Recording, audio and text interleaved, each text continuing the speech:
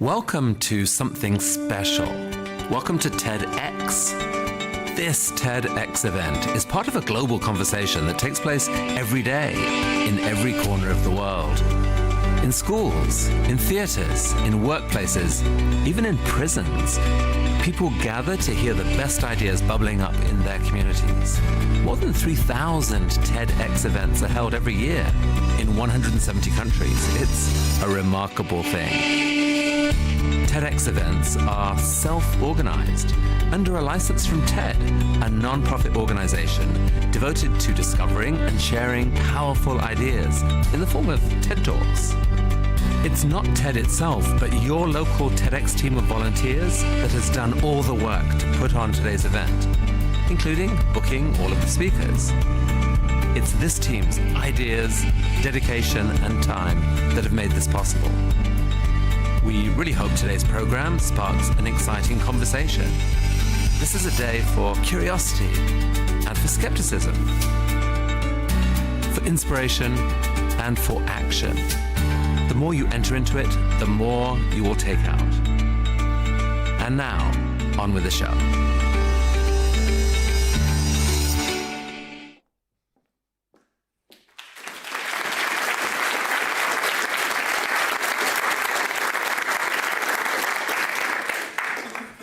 Kjære alle sammen, hjertelig velkommen til TEDxØygarden 2025. Og før vi offisielt åpner opp, så må jeg informere om at nødutganger er der dere kommer inn. Går det en brannalarm, så er det ikke en test. Da må dere gå ned på parkeringsplassen.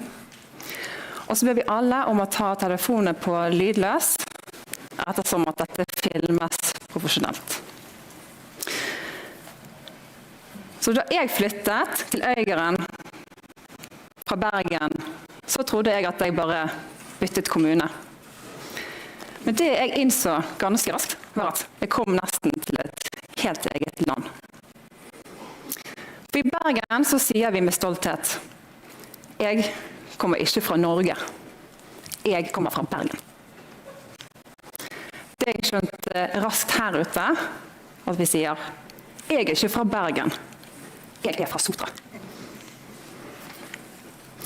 Her har man ikke bare en adresse, man har en helt egen identitet. For Øygarden er ikke en utkant. Øygarden har blitt en frontlinje. Her møter havet mennesker, her møter olje og innovasjon, natur og industri, ungdom og eldrebølge, håp og uro. Og vi må løse det, ikke i teorien, men i praksis. Og i dag så skjer det noe historisk. For aller første gang står Øygarden på TED-kartet. Og TED er en global plattform for ideer verdt å dele. Ideas worth spreading.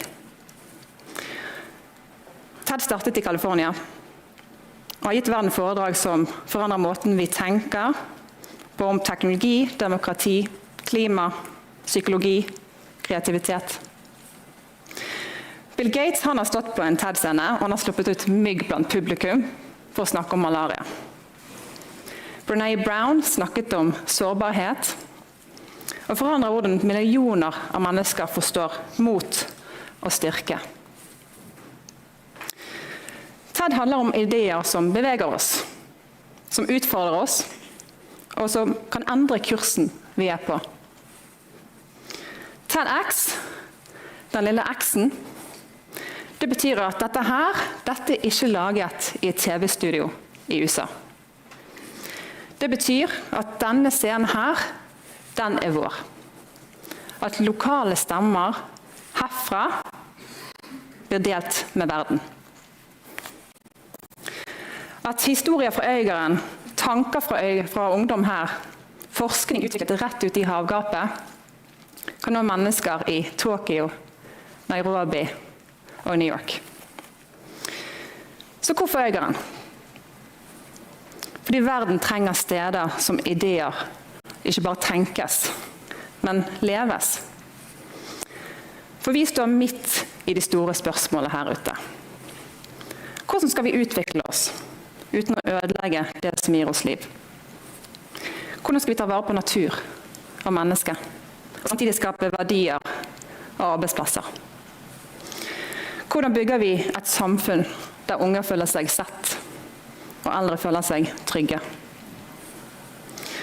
Vi har ikke alle svarene, men vi vet én ting. Svarene de kommer ikke ved å rope høyest, men ved å lytte dypest. Right. From this moment, we continue in English. Because the ideas shared here today are not only meant for us, but for the whole world. Our next guest is not just a public official, but a recognizable face for this entire region. He is a mayor who shows up, who celebrates local achievement, and who carries the complex responsibility of balancing development, industry, nature, and the needs of people who live here. He has become the public voice of Øygarden, both locally and beyond. Please welcome the mayor of Øygarden, Tom Georg Indrevik.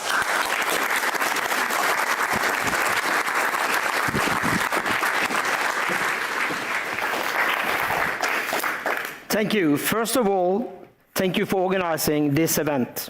I'm honored and proud to speak with you today about innovation in Øygarden municipality. In the next few minutes, I want to share how our coastal community in Norway is making bold strikes in innovation and why our story matters to others. Øygarden may be known as a breathtaking island and rough coastline, but it's also a community of forward-thinking mindset. Facing with the challenges of climate change, economic shifts, and need to create sustainable jobs, our municipality decided not to wait for the solution, but to become a center for innovation. Traditionally, Øygarden economy is and was tied to the oil and gas industry. As the world moves forward toward renewable energy, we saw both challenges and opportunities. We launched initiatives to transform our expertise in offshore technology to new sectors, like agriculture, wind energy, and smart logistics solution, and the worst full-scale CCS. By bridging the gap to all the new industry, we are creating green jobs and helping ensure economy resilience for the future.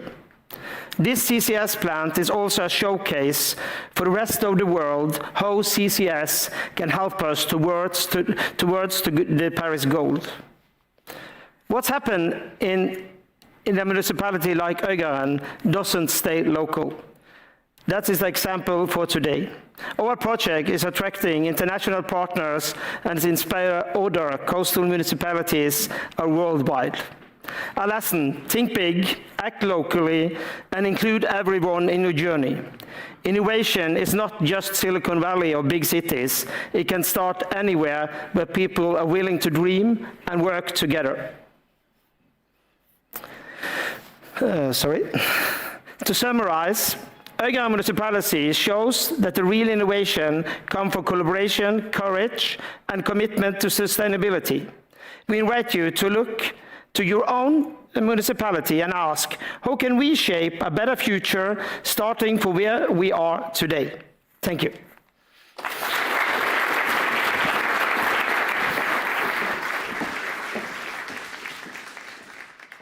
Thank you, Mayor Indrevik, for reminding us about the responsibility and opportunities we carry as a community here at the edge of the ocean. And now, we begin session 1, Words and Perspective. This first session is about how ideas shape us, how persuasion, identity, language, and imagination influence the way we see the world. Our first speaker is one of Scandinavia's leading scholars on rhetoric. The art of speaking, yes, but more importantly, the art of listening. Today, he will explore a radical idea. the true power of rhetoric is not in persuading others, but in allowing ourselves to be persuaded. Please welcome Jens Kjeldsen.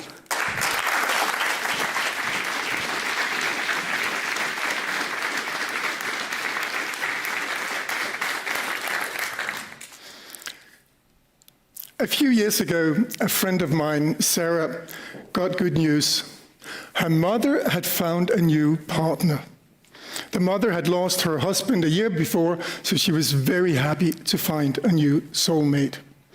Frank was handsome, 10 years below her, and rather well off. He was perfect. He was a good listener, attentive and caring, and he showered her with love and compliments. But Frank wasn't perfect. Sarah sensed that something was wrong, and she was right. Frank was a fiction created by online scammers. So Sarah told her mother that Frank is not real, but her mother refused to believe it. Sarah tried to persuade her mother, but her mother argued back. So Sarah gave up convincing her mother. She assumed that her mother would end up with losing a little bit of money and maybe a little bit of love grief. What happened was much worse. Sarah lost all her savings. She felt humiliated after being manipulated, and she was deeply ashamed of having not listened to her own family. The loss and the shame made Sarah's mother take her own life. If she had let her family persuade her, she would have been alive today. Now, I know Sarah's mother's story is a little bit uncommon, but not that uncommon. But the way she reacted to her family's attempts to persuade her is very common. We all do this. When someone tries to persuade us, we simply stop listening. If we have taken a position, we will defend it. If people make an argument, we will make counter-arguments. Of course we do, because we will defend what we believe in. But being stuck in defending makes us unable to see that there are always two sides to every issue. Being stuck in defending prevents us from becoming wiser. And today, everybody, I will try to persuade you that you should let yourself be persuaded. And yes, I see the irony. I tell you it's a good thing to be persuaded so that I can persuade you that you should be persuaded.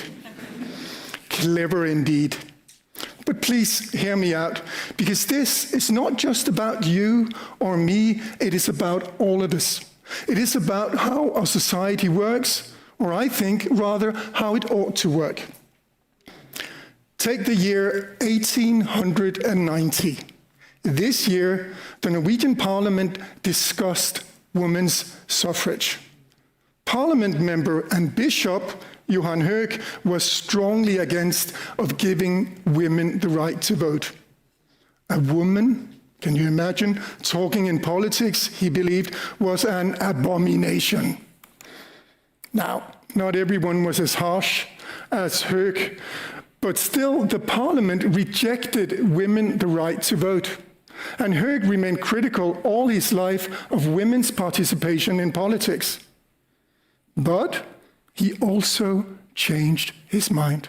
He accepted that women could be allowed to vote, and so did many other people. And in 1913, the Norwegian Parliament granted women suffrage.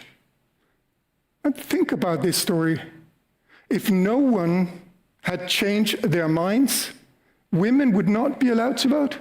Half of you, maybe even more than half of you here today, would not be allowed into the voting booth. So, changing the minds of others matter, but changing your own mind matters even more. Because if no one is willing to change, then surely nothing will change. I have studied rhetoric for 30 years. I teach students in high schools and at university. I've coached teachers, politicians, and CEOs, and they all want to learn to persuade other people. Yes, rhetoric is the art of persuasion, but the main lesson I teach now is not to talk, it is to listen. If you do not listen to your audience, if you do not try to see the world as they do, then you will not be able to persuade them. But more importantly, you will miss your chance of being persuaded yourself. You will miss your chance of becoming wiser. And this law of listening goes back to the ancient beginnings of rhetoric. The philosopher Aristotle defined rhetoric as finding in every issue the available means of persuasion. A little difficult, but finding in every issue the available means of persuasion. Think about that. Aristotle is not saying that you should persuade. He's saying that you should examine the issue at hand to see what might be persuasive. And this is a kind of listening, because you're looking at the issue to see what it tells you. You can have good reasons to believe what you believe, but other people can have equally good reasons to believe what they believe. And you can both be right at the same time. Take my wife and me. We went to buy a couch, a sofa. I saw the sofa, immediately thought, this is a comfortable sofa. My wife looked at it and said, this is a very ugly sofa. And okay, she was right. But I was also right. The sofa was both comfortable and ugly. My wife persuaded me that we should not buy this sofa, and today I'm very happy about that, because unless I was actually sitting in the sofa, I would be looking at it, confronted with its ugliness. Two voices in disagreement, two opposite viewpoints, yet both were true. In ancient Greek rhetoric, they call this TEDxØygarden, which literally means opposing voices, voices in opposition. And to me, this is the most fundamental insight in rhetoric. There are always, yes, always, two or more sides to every issue. Now, they may be in conflict, but they still can both be true. You may be right, but so may the other person, and you may both be right at the same time. And this is why you should be open to persuasion.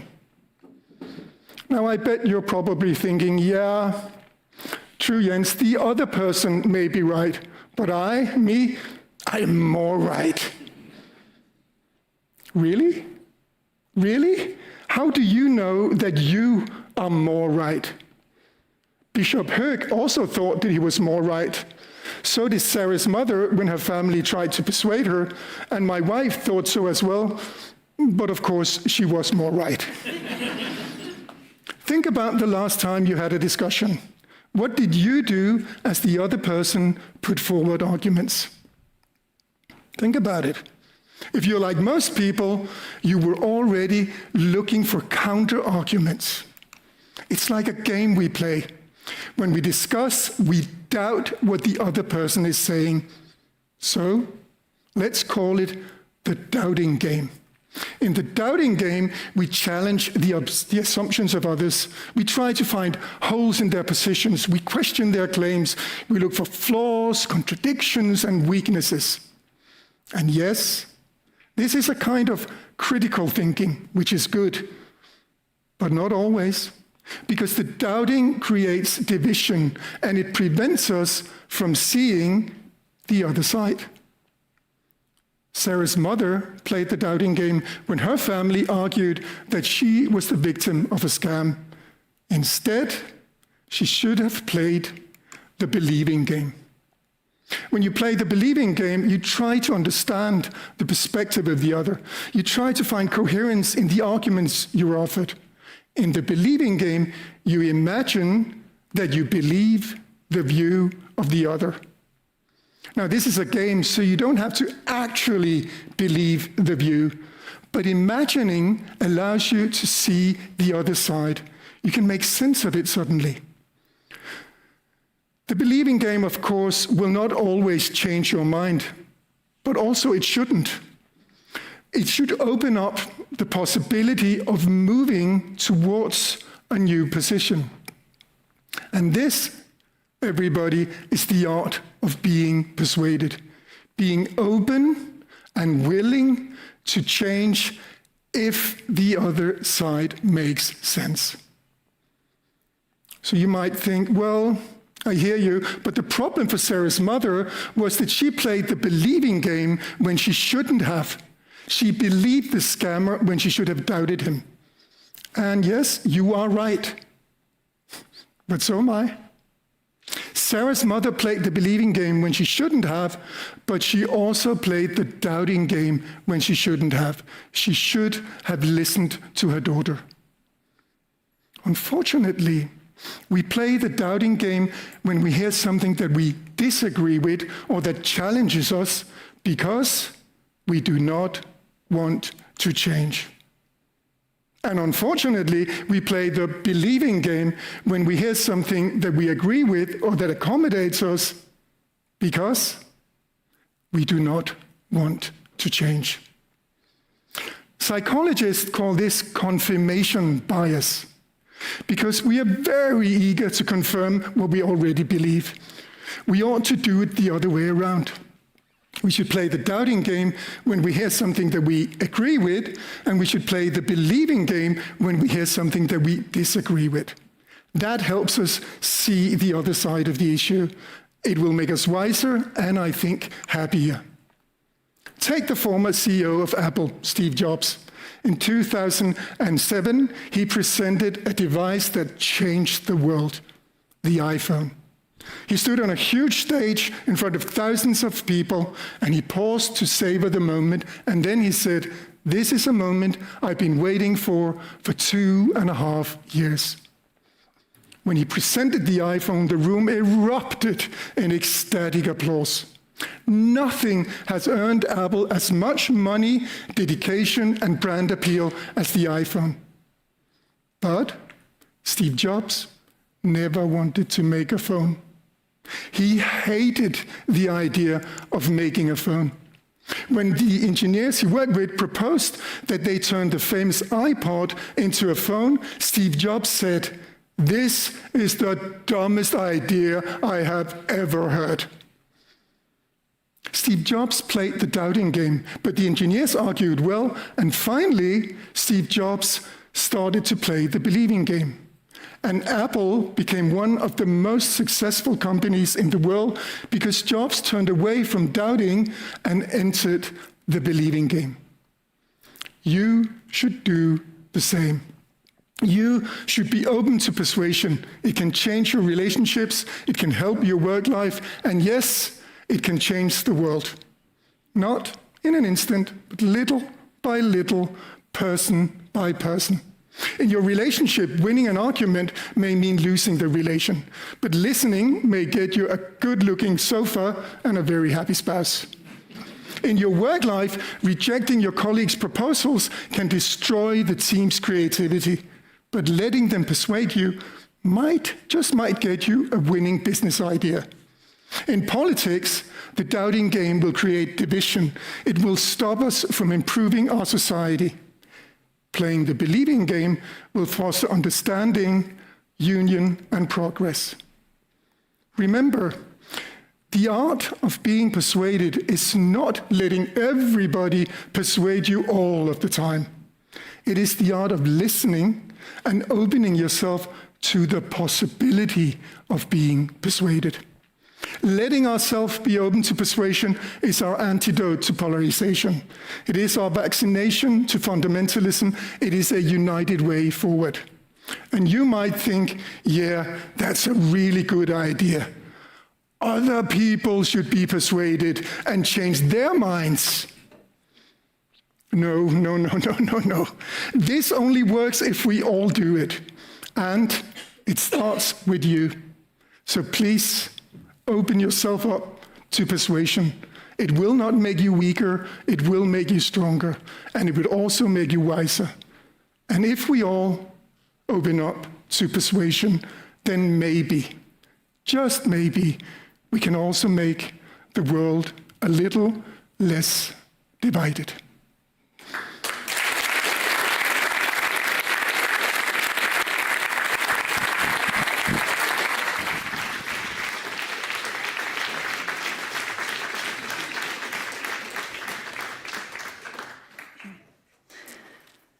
Thank you, Jens. You showed us that persuasion is not a battle to be won, but a bridge to be built. And that listening, truly listening, may be the most revolutionary act we have. From the power of words, now we move to the power of youth, resilience, and belonging. Our next speaker is from right here in Øygarden. She's a gymnast, a student, a young woman who has seen how small distances in life, just 20 centimeters, can mean the difference between flying or falling. In her talk, she reveals something powerful, that falling is not failure. It is the beginning of learning, and that no one rises alone. Please welcome Sara Kristina Turøy.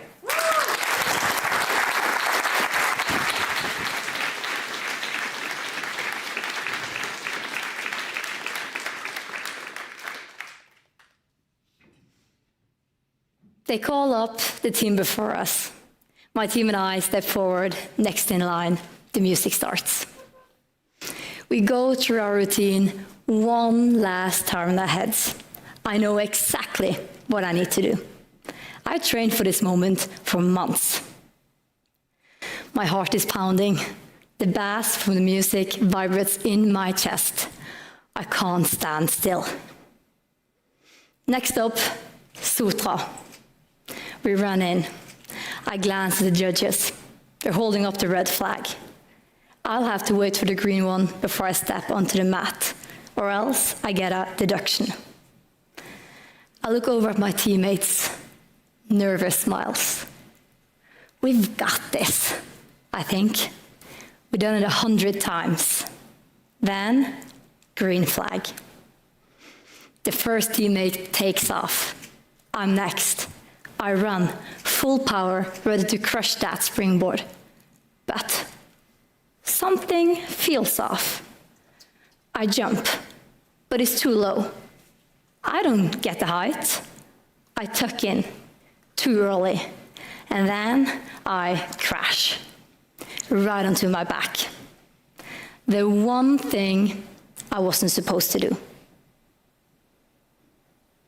I've become an expert at falling, not because life has been hard, but because I'm a gymnast. And in gymnastics, you do one thing more than anything else. You fall and get back up. That's actually how you get better. You fall and you try again, and again, and again. Falling doesn't mean you're bad at it. It just means you haven't nailed it yet. But if you don't get back up, you stay down. And that's what I want to talk about today, because there are many ways to fall.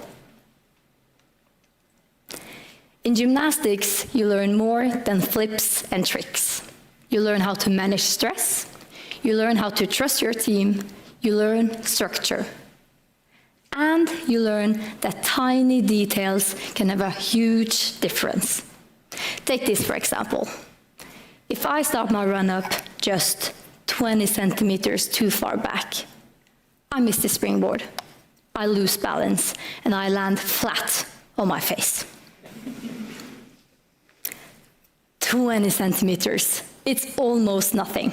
But in gymnastics and in life, it can be the difference between success and a hard fall.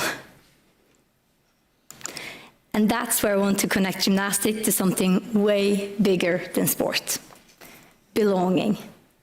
Or more precisely, the lack of it. We often think exclusion happens in big, dramatic ways, but sometimes it starts small, like not getting a text about the hangout, or never being invited, or just feeling like you never really fit in.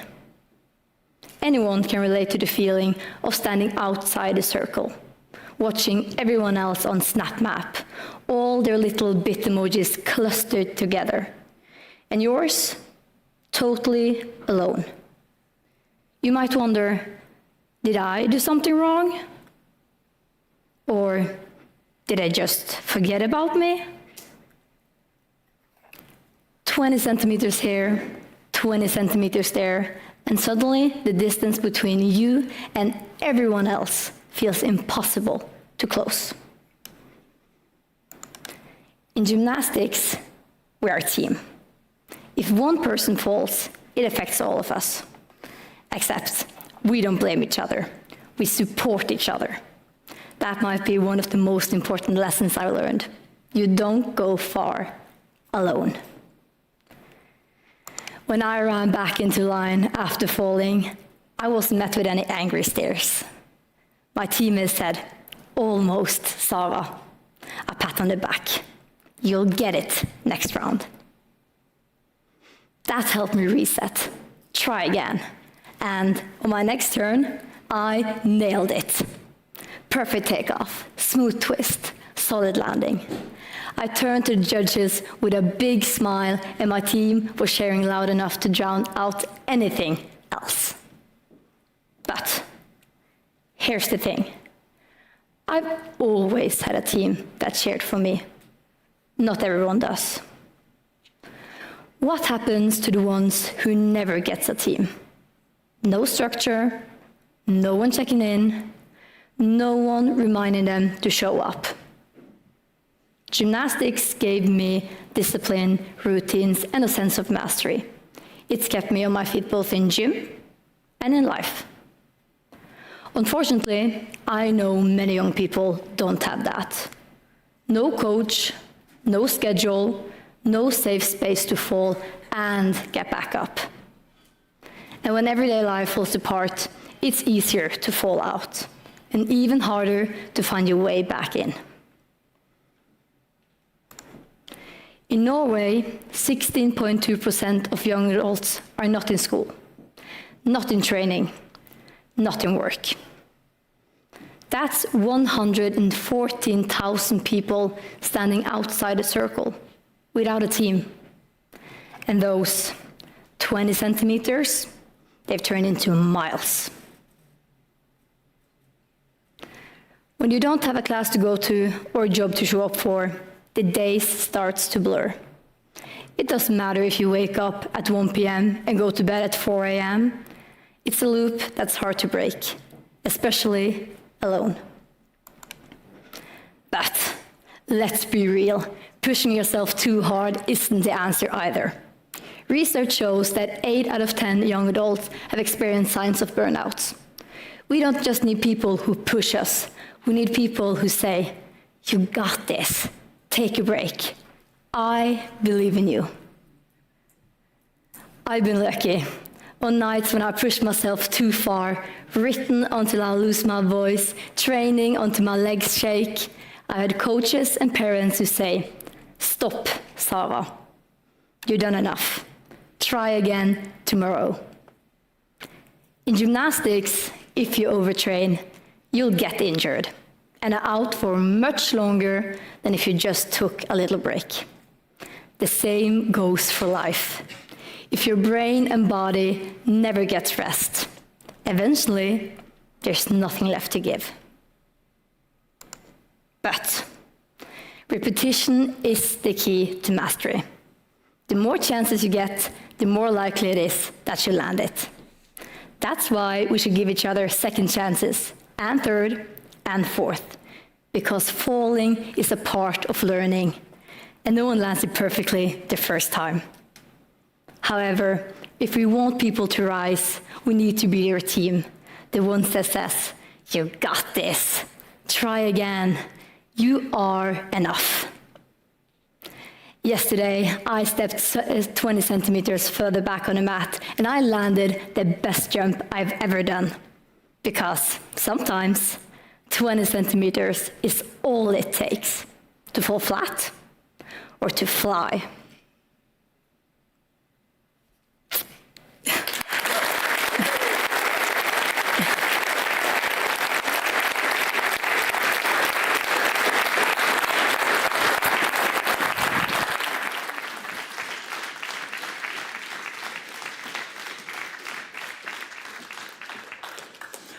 Thank you, Sarah. You remind us that belonging doesn't happen by accident. It's something we create for each other. And now, we look not just at how we belong, but at how we imagine the future itself. Our next speaker is a futurist, but not the kind who predicts what will happen. He is here to show us that the future is not something that arrives, it is something we build. Please welcome Sveinung Sundfør Sivertsen.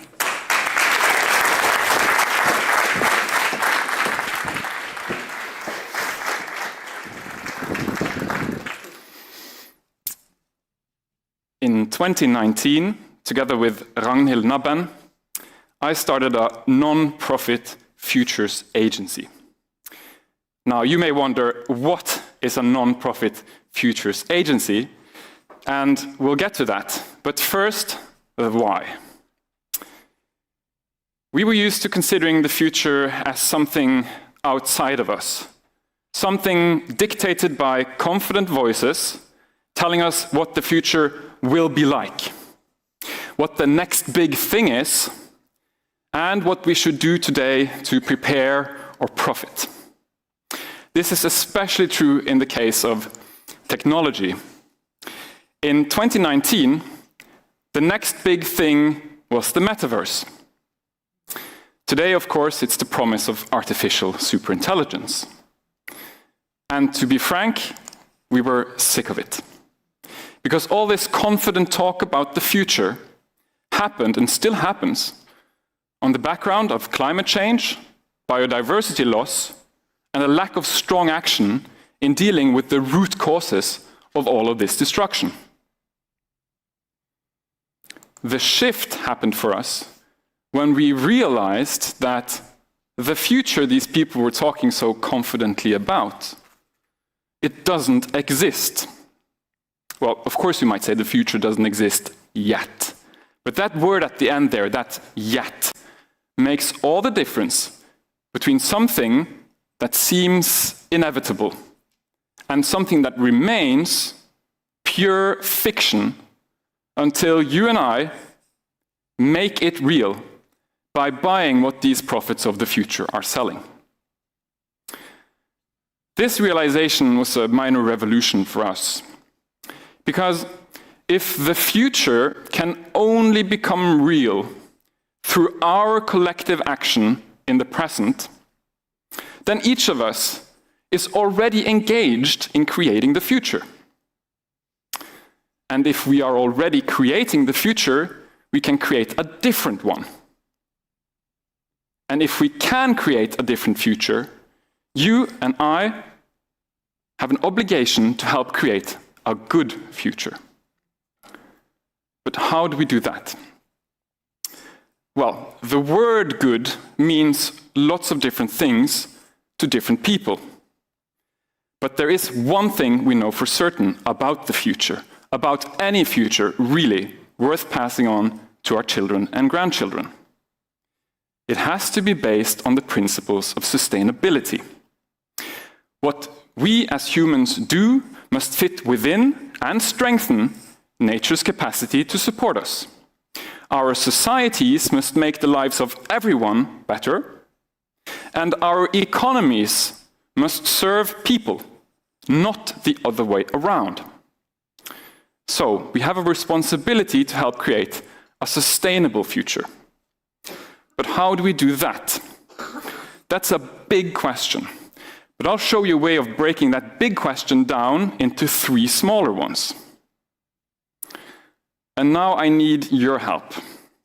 I want you in the audience to consider each of these questions as I ask them and give me your response. Are you ready? Okay. First question. What's not sustainable in the way we do things today? And forget about being diplomatic. Allow yourself to be purely negative for a moment. What's fossil fuel industry?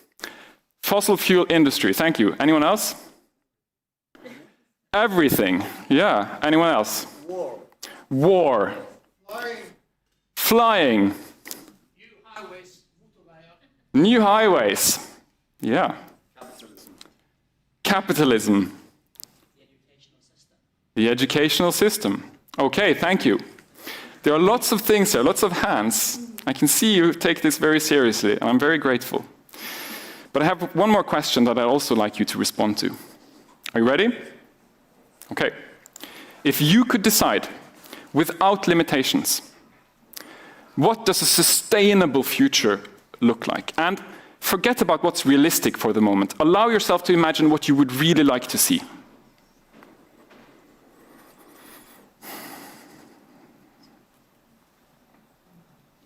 Hard question. Anyone? Yes? Where we spend not too much, but we think that it's a limited amount of things we can spend. Where we are aware of the limits of how much we can spend. Good. Anyone else? Yes? We are not treating the environment as a reservoir where we just take resources, but we're part of the environment. We go from treating nature as a reservoir where we can extract to seeing ourselves as part of nature. Great. One more? Good schools. Good schools. Thank you. Okay. So why this works? By first allowing ourselves to be purely negative, not constructive, purely negative, we have a much better chance of discovering what's wrong and actually needs to change. By then allowing ourselves to imagine an ideal, even unrealistic future, we have a much better chance of discovering what we really want. Which brings us to the third question. How do we begin to move from where we are today to where we would like to be in the future? Let that one work in your subconscious while I continue. These three questions correspond to the three phases of the future workshop: critique, utopia, and realization. The future workshop was the first method we learned and used at our company. It was created by Robert Jungk and others in Cold War Austria. Back then, in the 50s, 60s, and 70s, the people who were most confidently talking about the future were a private research institute with close ties to the US military, RAND. And what RAND were talking about was how to win a nuclear war against the Soviet Union. So, at a time of great risk and reckoning, Jungk and others thought there must be a better way of doing things. Their answer was the future workshop, and it remains one of the most powerful tools there are for engaging people in discovering better ways of doing things. And you can make the future workshop even more powerful by adding this question. What if? What if everyone at your workplace earned the same salary? What if everyone did across all sectors of society? Say 700,000 Norwegian kroners per year, whether your job mostly involves writing emails or washing floors. Could you live well on that? Probably. But the point isn't the policy, it's the possibility. It's about challenging assumptions. We have a tendency to assume that things have to be the way they are. And so when we try to imagine the future, we tend to imagine something that looks quite a lot like the present, with a few small changes. More technology, less emissions.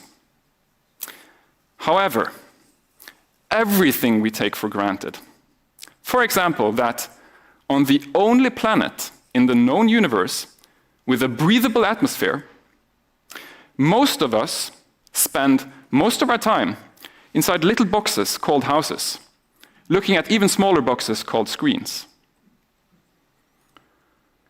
everything we take for granted, all of culture, society, and structure, was created by people just like us, and so could be changed by us. In doing this, in identifying assumptions that we take for granted and asking yourself, what would the future be like if this was no longer true? You are in effect opening up a space, a bigger space, of possible futures. And you may discover in one of those futures something you would like to make real today. Taken together, the 3 questions of the Future Workshop and this what-if lens gives you a powerful tool for discovering practical ways in which your workplace, your studies, your neighborhood, anything really that you care about, can become part of the answer to that big question I posed earlier.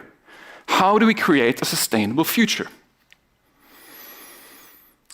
And in thinking and talking about the future in this way, you are also becoming what UNESCO calls futures literate.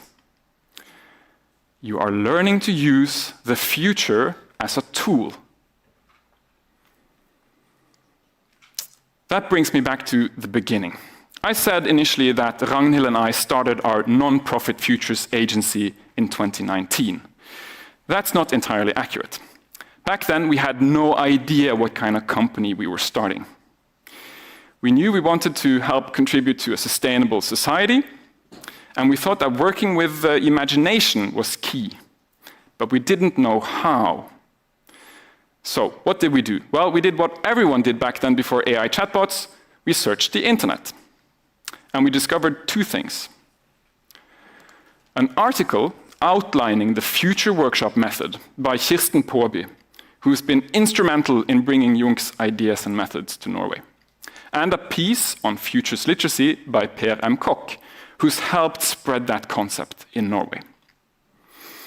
Ragnhild picked up the phone and dialed Kirsten's number. I called Per. Since then, we've talked to lots of different people and tried many different things. But if it weren't for these 2, we might not have discovered our contribution to a sustainable society in the form of a non-profit futures agency. And now finally, the answer to that initial what question. At our company, we use the future as a tool to challenge assumptions about the way things have to be, to show what's actually possible, and teach others to do the same, like I've begun to do with you here today. And now, it's up to you. Turn to the person next to you and start creating the future. Thanks.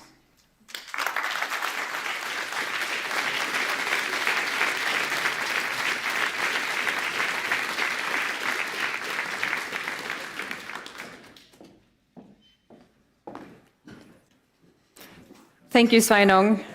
You remind us that the future is not decided, it is invited. And our final speaker in this session knows better than most how stories invite us into the new world. He is an award-winning filmmaker and best-selling author, the first Norwegian ever to win the Palme d'Or at Cannes. Today, he reveals a paradox, that clarity, courage, and creativity often come not from what we add to a story, but from what we choose to leave out. Please welcome Bobby Pearce.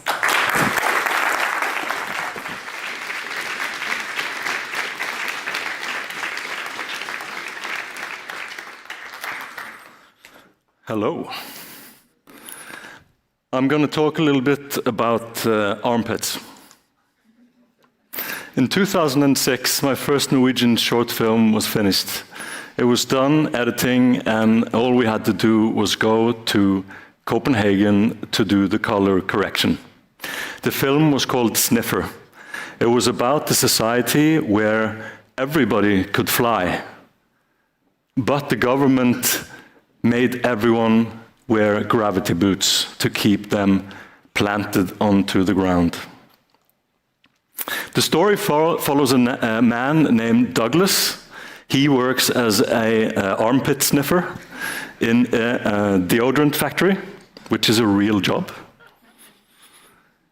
Machines can't beat our noses, so we still sniff.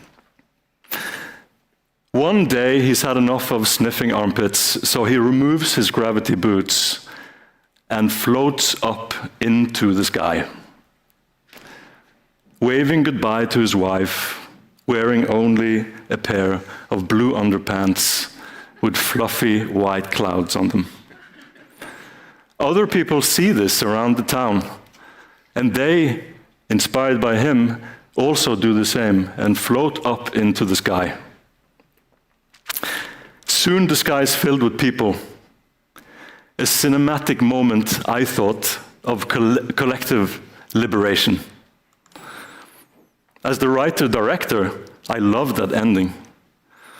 It was full of hope. It showed the power of one person's courage. And at least it showed how great a filmmaker and writer I thought I was. But the universe had different plans. My ego was about to get slammed to the ground pretty hard. Me and the cinematographer went to Copenhagen to do the color adjustments and work on the final images of the film. We had never seen the film on a big screen. When we came to Copenhagen, we went into the cinema, the light went down, and my heart was broken. Because the floating people that was part of my fantastic ending of my first short film looked terrible. They looked like cut-out people blinking in and out of existence. And as I was sitting in the cinema, in the dark, watching my ending fall apart, thinking the whole film was going to crash, I almost started crying. Later that evening, when I was crying over a beer at the local pub somewhere in Copenhagen, my cinematographer leaned over, put a hand on my shoulder, and said, "Hey, Bobby, just cut the ending. It's going to be a better film anyway." And I sat up, looked at him. "Are you crazy? Cut the ending? The ending is the whole point of the film. I can't cut the ending." But I knew he was right. It was either cut the ending or cut the whole film. So the next day, a little bit hungover, very depressed, we cut the whole ending. Now the film ended with Douglas alone, removing his gravity boots, floating up into the sky, waving goodbye to his wife, and that was it. No huge revolution of people floating all over the place, no crowd, no sky filled with free people. Just one man making one single choice. Later that day, I gave my cinematographer a big hug. The ending was much better. Some months later, we ended up in Cannes somehow, and the film won as the first Norwegian film, the first Palme d'Or that Norway had. 19 years later, it's still the only one for some reason, but we're going to get there. So my lessons from this experience is that good storytelling isn't about cramming everything you can think about into the story. It's about having the courage to remove what doesn't serve the story, even if you love it. Blaise Pascal once said to a friend in a letter, "I apologize for writing such a long letter, I didn't have time to make it any shorter." That was in 1657. Today we're still struggling with the same truth. Simplicity takes much more work and more courage than complexity. About 10 years ago, I had this great idea about a film I wanted to make. It was about a 12-year-old coding genius named William Wenton. In the story, he solves the most difficult code in all of the world. He becomes world famous, and he is immediately hunted by evil forces. The plot took him to all over the world. There were huge special effects, amazing technology, and lots of action. I was convinced the film was gonna go home with the Norwegian kids. I just had to get it made. But when I finished writing the script, I sat down to read it. I became, well, depressed again. Because it dawned on me I had forgotten to think about the one thing that all filmmakers have to think about: money. The film was much too expensive. I would never be able to make it in Norway. I was heartbroken. 6 months of my life for nothing. I was about to file the screenplay under very, very, very bad ideas when someone came up to me and said, "Hey, why don't you just write the book?" I looked at them, "Are you crazy? Write the book? I'm a filmmaker, I'm not a novelist." But the more I thought about it, I realized that clinging to ideas, I was clinging to ideas that was holding the story back. All those locations and robots and technology and special effects, I tricked myself into thinking I needed all of that to tell this story. And they were also preventing me from telling the story. So I did something terrifying. I removed the complete medium of film from the story. No cameras, no budget, no cool locations or special effects, only me, a pen and some paper, and a 12-year-old boy. When the book was done, I sent it out to publishing houses in Norway. Everybody wanted to publish it. And the book became a bestseller. It was translated into 38 languages. It won some prizes. And it was even chosen by Norwegian children to be cemented into the cornerstone of the new National Library in Oslo, which nobody knows about. Thank you. And to top it all off, Hollywood bought the film rights twice. All I had to do was remove everything. You've all heard of Michelangelo and his statue David. Someone asked him how he could create such a perfect sculpture. And he said, "I didn't create David. He was already in the marble. I just removed everything that wasn't David." That's a beautiful idea, right? But there's a challenge. You can't remove if you don't know what to keep. You have to see David in the marble first, inside there somewhere. You have to know what you're trying to create before you can start removing anything. And that's the hard part. That's what takes hard work and courage. Because until you know, you don't know. Because when you know what you really want, you're just chipping away on the marble, hoping that something beautiful will appear. Okay, enough talk. I'm going to do something practical now, and I need 3 volunteers up here. I know we have some. Oh, there we go. Just come up here. Yeah, 3 people. We need 3 people.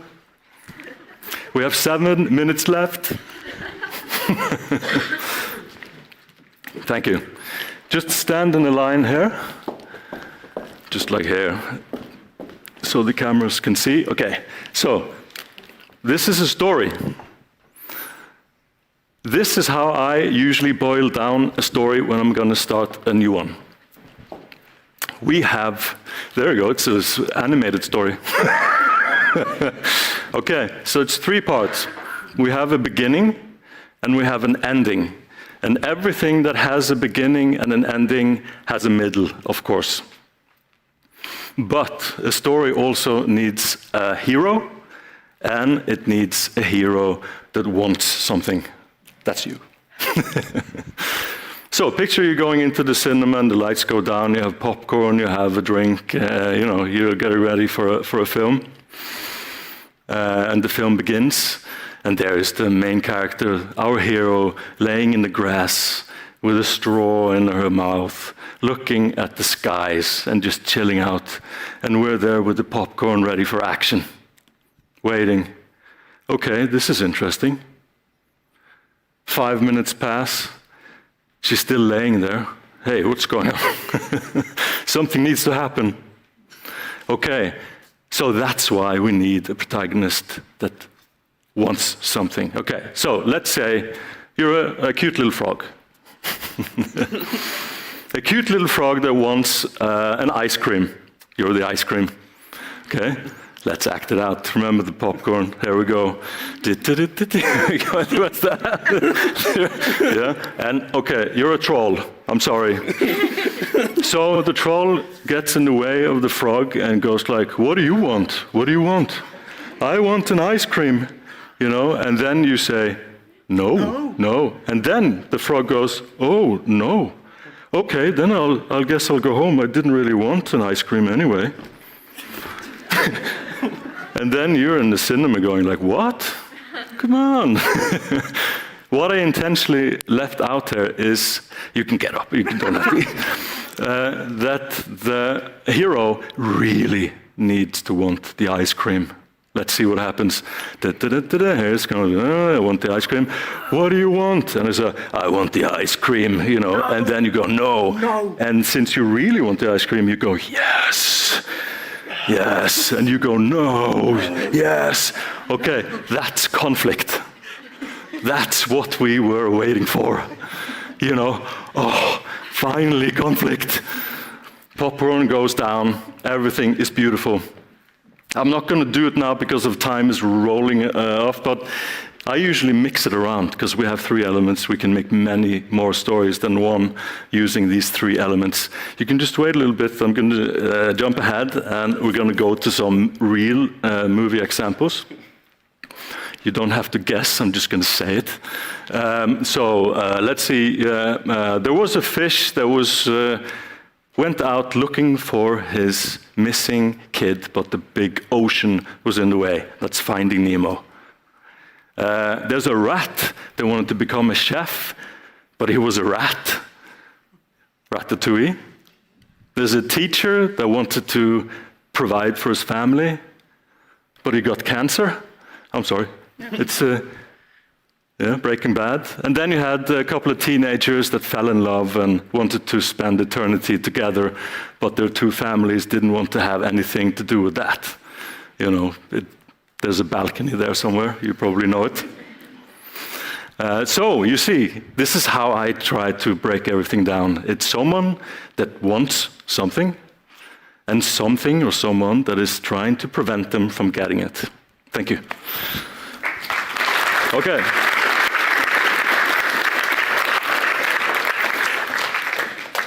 Remember that ending I cut from Sniffer? Something I still think about. I think about that ending that I cut away. I really loved that ending. But there's something else I think about even more, and that is Douglas. That single man in his underpants, floating up into the sky, waving goodbye to his wife. The uncertainty in his choice, and the courage it took for him to make that choice. And the reason I think that ending works so well for me is because he had one single goal: freedom. That's a goal we can understand, and that's a goal we can relate to and applaud. After the award ceremony in Cannes, when I met the jury, one of the members, Soliman Cissé, I hope I say it correctly, a filmmaker from Mali came over to me wearing his national robe. He was in the jury, and he is often regarded as one of the most important filmmakers in Africa. And he said to me, "Thank you, this is a film about my country, my people." And that was the greatest compliment that anyone could ever give me about my film. And it made me realize something. There's universality in simplicity. This is a choice we face every time we communicate or try creating something in our lives. Do we keep adding stuff on top of each other, creating a mess, hoping that something great will suddenly appear out of this pile? Or do we have the courage to keep only what truly serves the story, our story? You can't remove if you don't know what to keep. But once you do know, please have the courage to let everything else go. Thank you.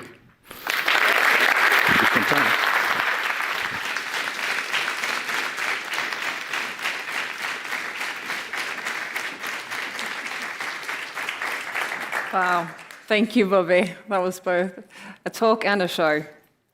And remind us that clarity is not about knowing everything. It's about daring to remove what is unnecessary, so that what truly matters can shine through. Okay, thank you to all of our speakers in session 1. We have explored words, identity, imagination, and truth. We have been reminded that change begins not with agreement, but with curiosity. Right, we're now going to take a break. When you hear the bell ring, it's time to come back. Use this time to connect. Ask someone, what idea surprised you the most? Maybe share an idea that you have.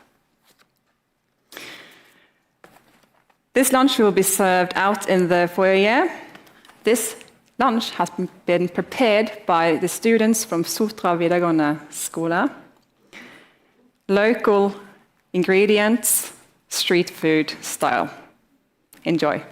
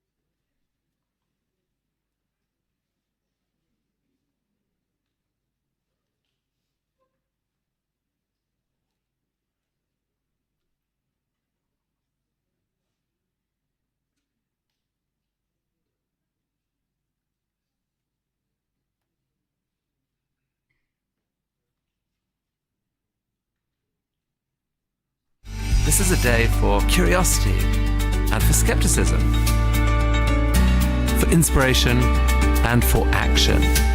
The more you enter into it, the more you will take out. And now, on with the show.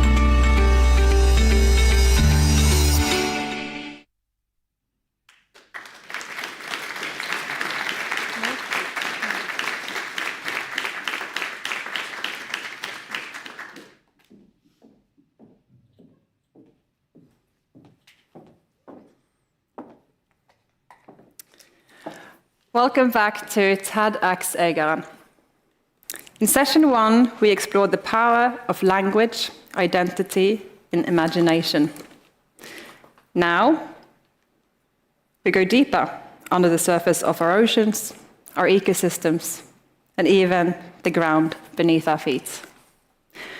But before we begin, we want you to reconnect with your senses, with the sound that bridges past and future. He is one of Norway's most unique musical voices, blending Nordic folk tradition with global traditions. He is a curious musician. Please welcome Gabriel Fliflet.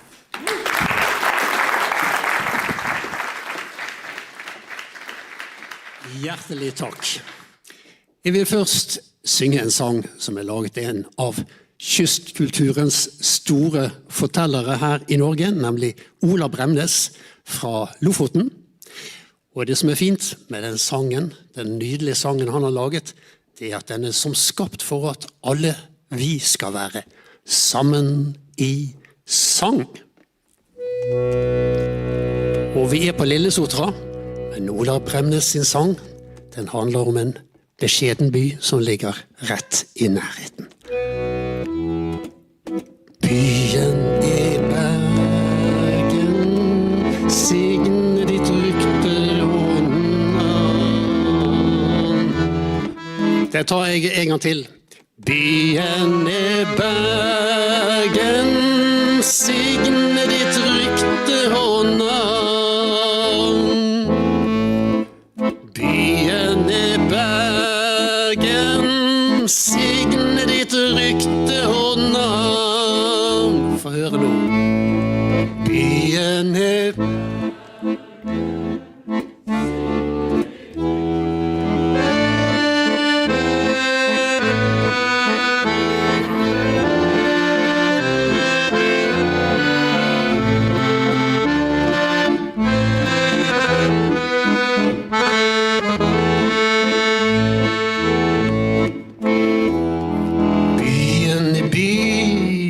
gammelt av, en gang i tiden hovedstad. Brohusten og brygge, asfalt og mur, Norges historie, Norges kultur. Se nå vi glir ut på vågen og drar, kommer tilbake når kysten er klar. Og byen er Bergen, signe ditt rykte og navn.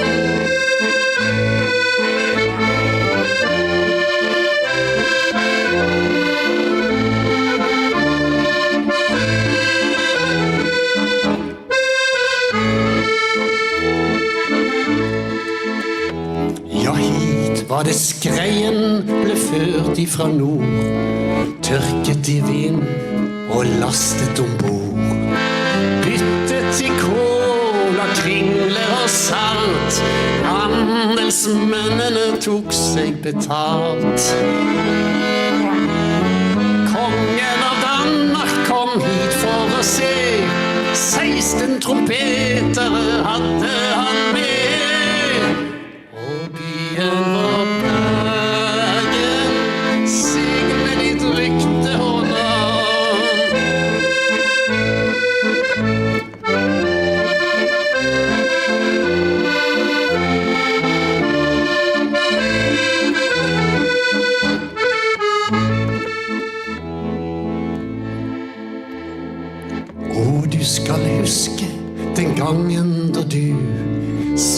gjernet i smugene, du vet hva du sku. Leiden hånd gikk i søktvåte sko, med følvind i hjerte og feber i blod. Regn kan bli borte, men aldri en by, som gjør deg gammel og samtidig ny. Og byen Bergen, signer ditt rykte og navn. Byen Bergen, signer ditt rykte og navn. Byen Bergen, signer ditt rykte og navn.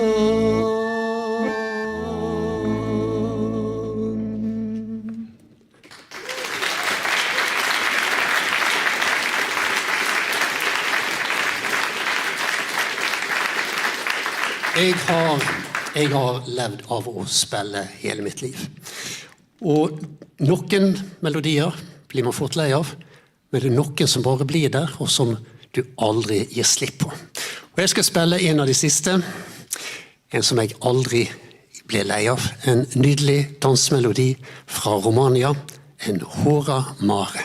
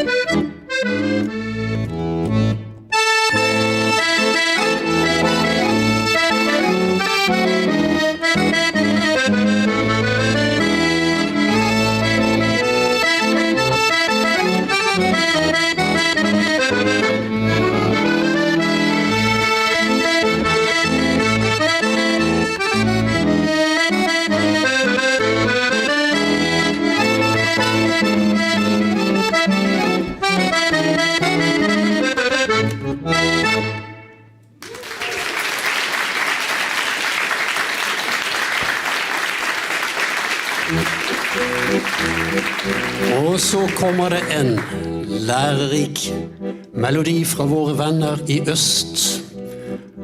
Nei, ikke østlendingene. De som er enda mer østlendinger. Svenskene. Kjenslands partisan.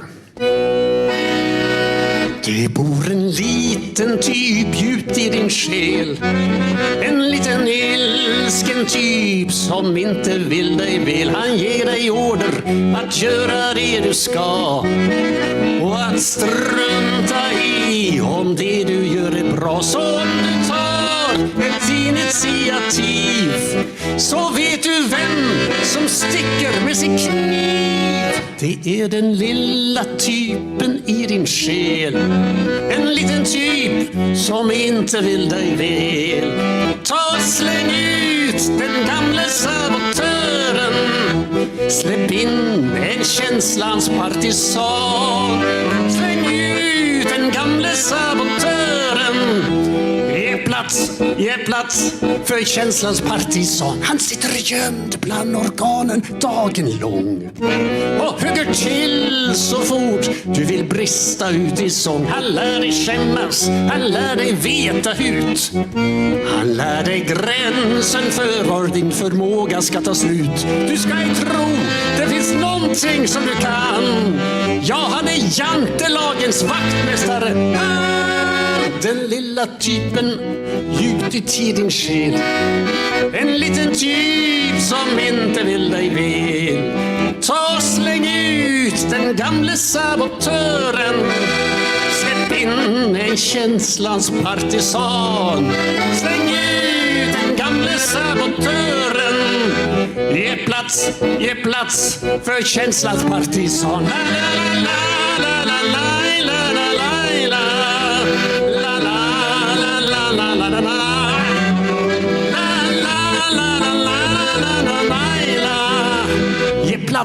Ge plats för känslans partisan.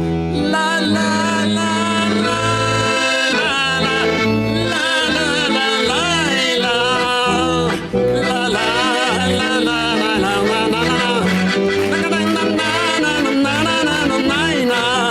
Ge plats för känslans partisan.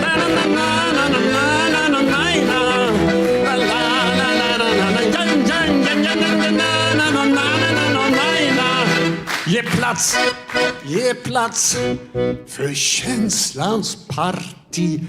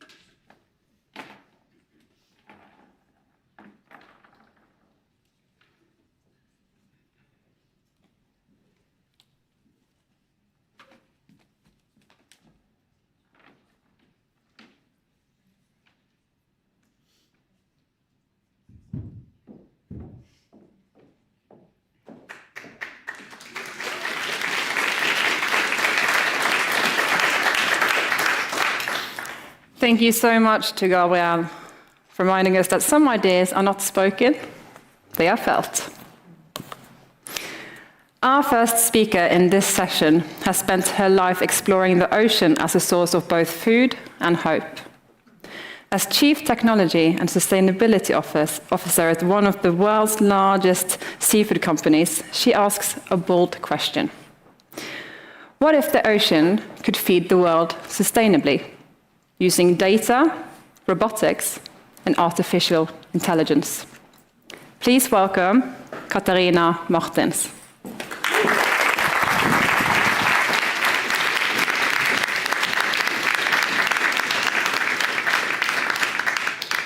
When I was 6 years old, I made a promise to myself. One day I would explore the ocean. Not because I had ever dived beneath the waves, but because Jacques Cousteau inspired me. He opened a portal to a new universe, a world that was vast, mysterious, and full of life. And Cousteau carried a radical idea. He believed that humanity must stop hunting the oceans and farming it instead. We must use the seas as farmers and not as hunters, he said. To him, ocean farming was more than just food. It was about civilization itself. That idea captured me as a child, and today it still drives me, not because it's a dream, but because it's the opportunity to feed a growing world population. What if I told you that the future of food and the future of food security, climate resilience, and healthy nutrition is not on land, but beneath the waves? That's such a promising perspective. And I want to say that from a technology point of view, the connection of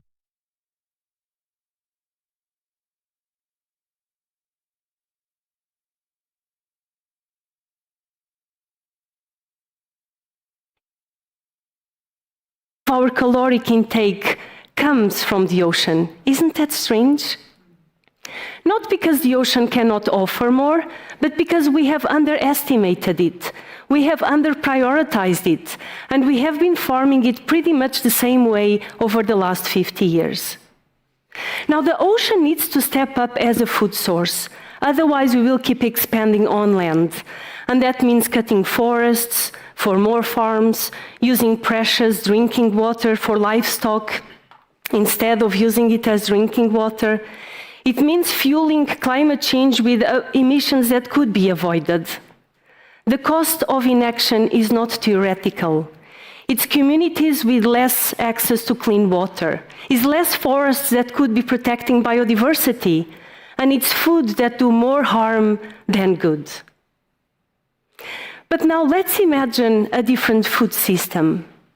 One where ocean farms are alive, with sensors, with robots, with data. Every fish monitored in real time. Early signs of stress detected before they become a problem. Drones patrol the sky, monitoring for harmful jellyfish, activating mitigation systems. And imagine robots gently gliding through the nets, maintaining these nets cleaned with the optimal water flow. And automated feeders that respond to fish themselves, delivering the exact amount of feed at the exact right time with nearly zero feed waste. Yes, and now imagine lasers, underwater lasers, precision lasers for lice control. And in this case, you don't even have to imagine, because I brought this technology to you on stage. You see, because aquaculture did not just upgrade, it went completely full Star Wars. Now, all this technology providing data streams into a digital brain, millions of data being collected and analyzed every minute, guiding decisions with precision. Disease detected earlier, environmental stress adjusted immediately, welfare monitored continuously.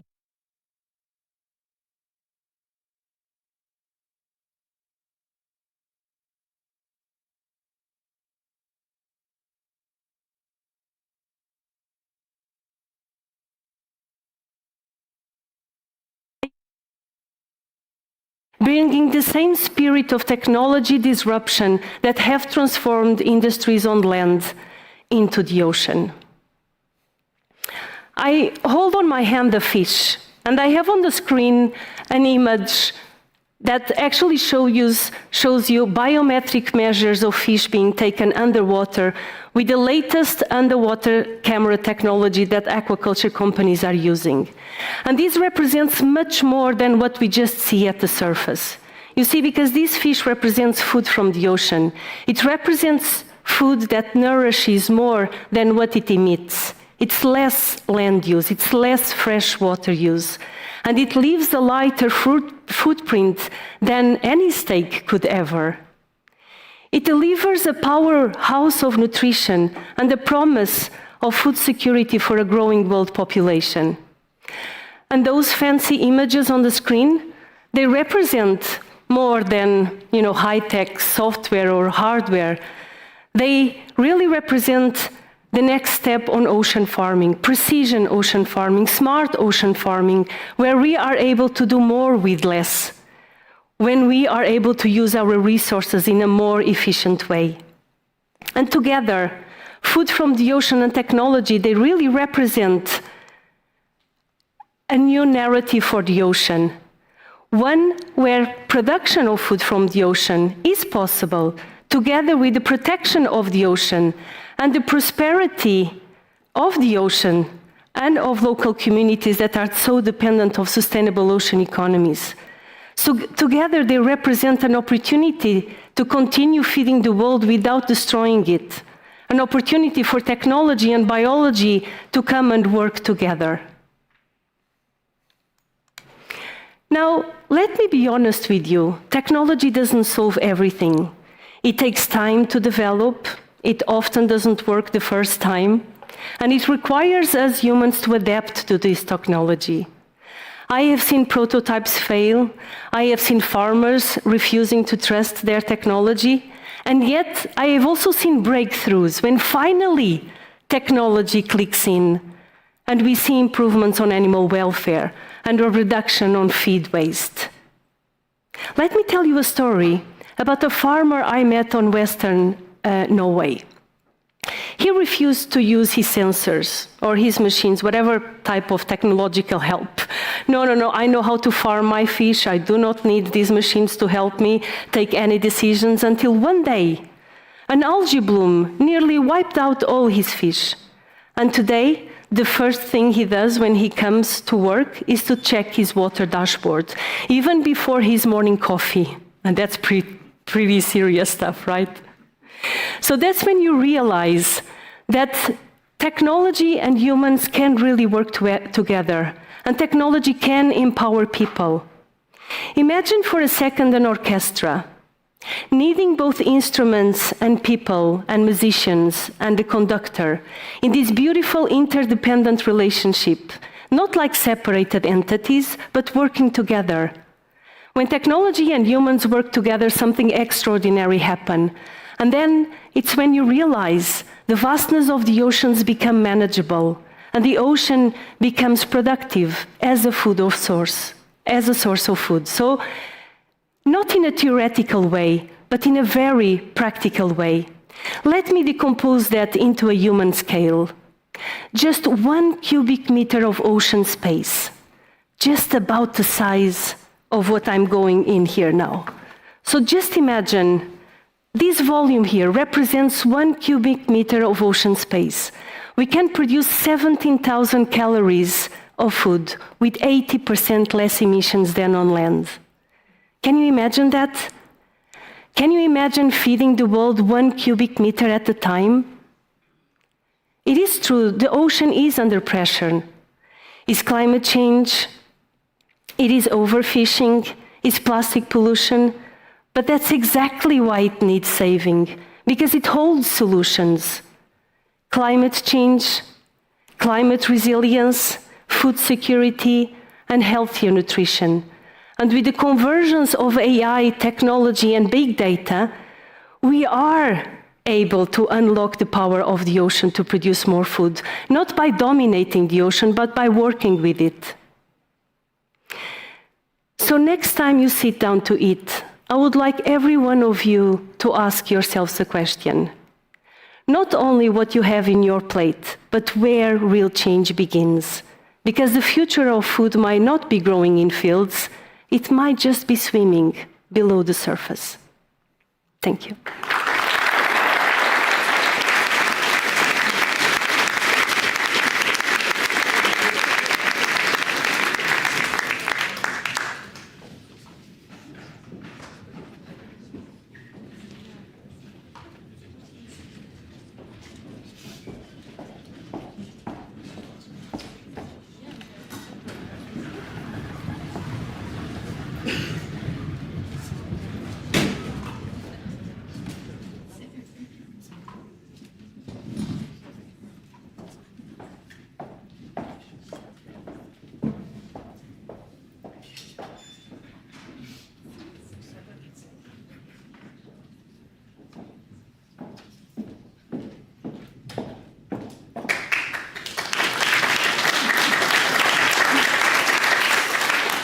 Right. Thank you, Katarina. You showed us that the ocean is not just a victim of climate change. It may be one of our greatest tools to save it. But only if we understand what lies beneath the surface. Our next speaker is a scientist who spent years studying what happens to plastic after we stop seeing it. We often think of plastic pollution as something floating in the ocean or lying at beaches. But what if real impact is hidden, out of sight, and within systems that sustain life? Today, she invites us to look deeper, to understand how plastic is transformed into the natural world in ways most of us have never considered. Please welcome Gunhild Bødker.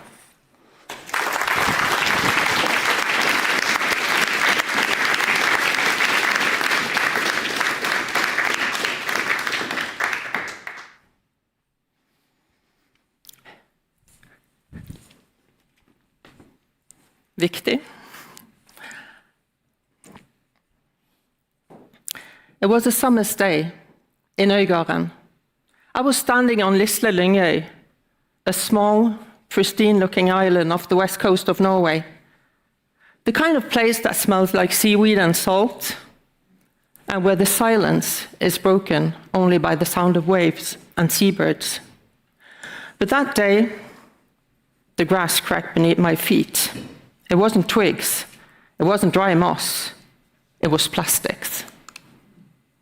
Layer upon layer of plastic, buried in the soil, in the ponds of the back shore, and in the shoreline vegetation. I froze, not because I was surprised to see plastics in nature. I'm a scientist, I knew the statistics. But this wasn't data. This was emotional.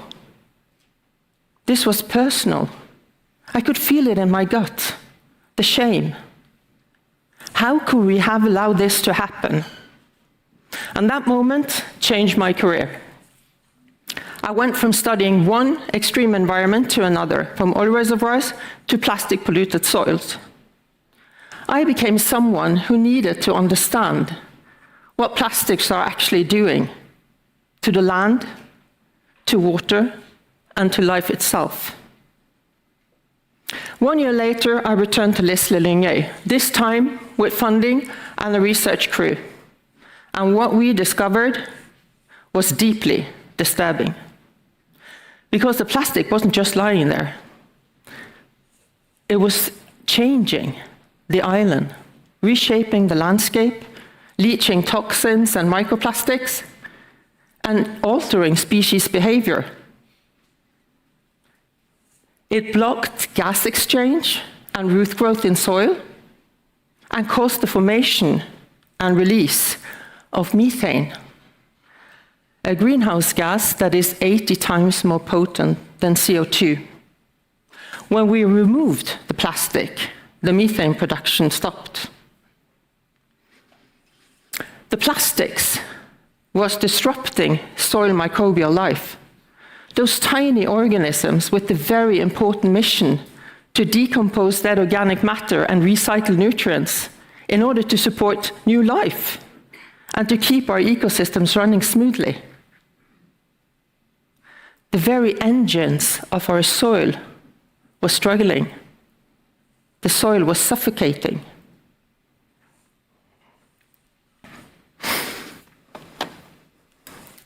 This is soil. Rich, complex, and alive. A teaspoon of healthy soil contains as many organisms as there are humans on Earth. Imagine that, billions. This is plastic soil. Toxic, suffocating, and seeping greenhouse gases. This isn't theoretical. This is happening. Right here in Øygarden.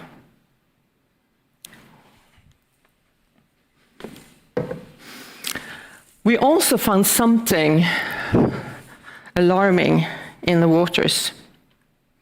caddisfly larvae normally builds their houses out of bits of leaves, tiny twigs, and pebbles. These are juvenile insects that live in water. At Lisle Lyngøy, they were building houses out of plastics. Small, shimmering tubes, translucent pinks and blues. I remember thinking, it's kind of beautiful, but also horrific. Because if the insects are adapting to plastics, what does that mean for them and the ecosystem they belong to? Sometimes, beauty may be dangerously misleading. We often think of plastics as something passive, as something inert, but it's not. You can throw it away, but it doesn't go away. It kills animals. It changes our landscapes and how nature works. Plastic transforms in nature and becomes more toxic and dangerous. It enters our bodies. It whispers to evolution. Is there a future for humans in a plastic world? The question is, are we listening? When we shared our findings with school children here in Øygarden, I expected curiosity, but I didn't expect the wisdom. Because the children understood the plastic problem intuitively. They look past society conformity and question human behavior. They get the urgency and the gravity of the plastic crisis and the need for urgent response. And that's when I realized I want to team up with them. So we started working together. Scientists, architects, activists, teachers, and children. We have set up base in Landro, here in Øygarden, from where we will build knowledge and solutions, using our creativity and curiosity. Because the plastic problem is so complex, we need to address it holistically and across society. So from our base, we want to communicate the need for system change. We want to build awareness, but we also want to build hope by learning from the past and investing in the future. The youth. We believe in our ability to make a difference, and we trust humankind to make the changes necessary for a sustainable future with plastics. But we need everybody on board. So make a difference today, in your personal life, in your community, and at your workplace. You can start by reducing your use and consumption of plastics and do your waste handling properly. Future generations will thank you.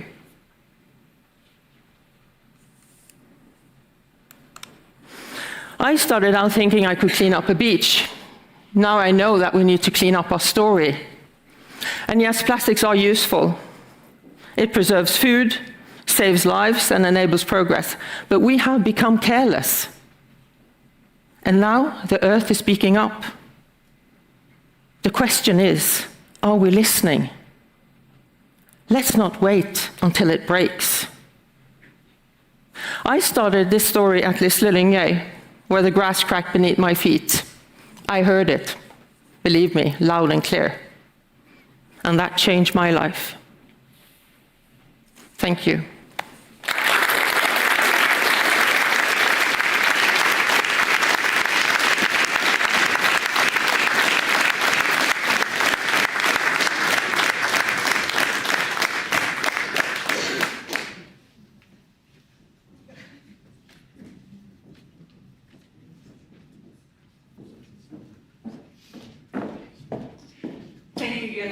You showed us that plastic is not just pollution, it is rewriting nature's history. Now, from the environment around us, we turn to the identity within us. Our identity is not only about protecting nature, but about protecting who we are. She is a storyteller of the West Coast, shaped by salt water, wind, and generations of resilience. Today, she asked us to consider a powerful idea. But our identity is not something we choose. It is something the landscape writes into us. Please welcome Øygarden Toft.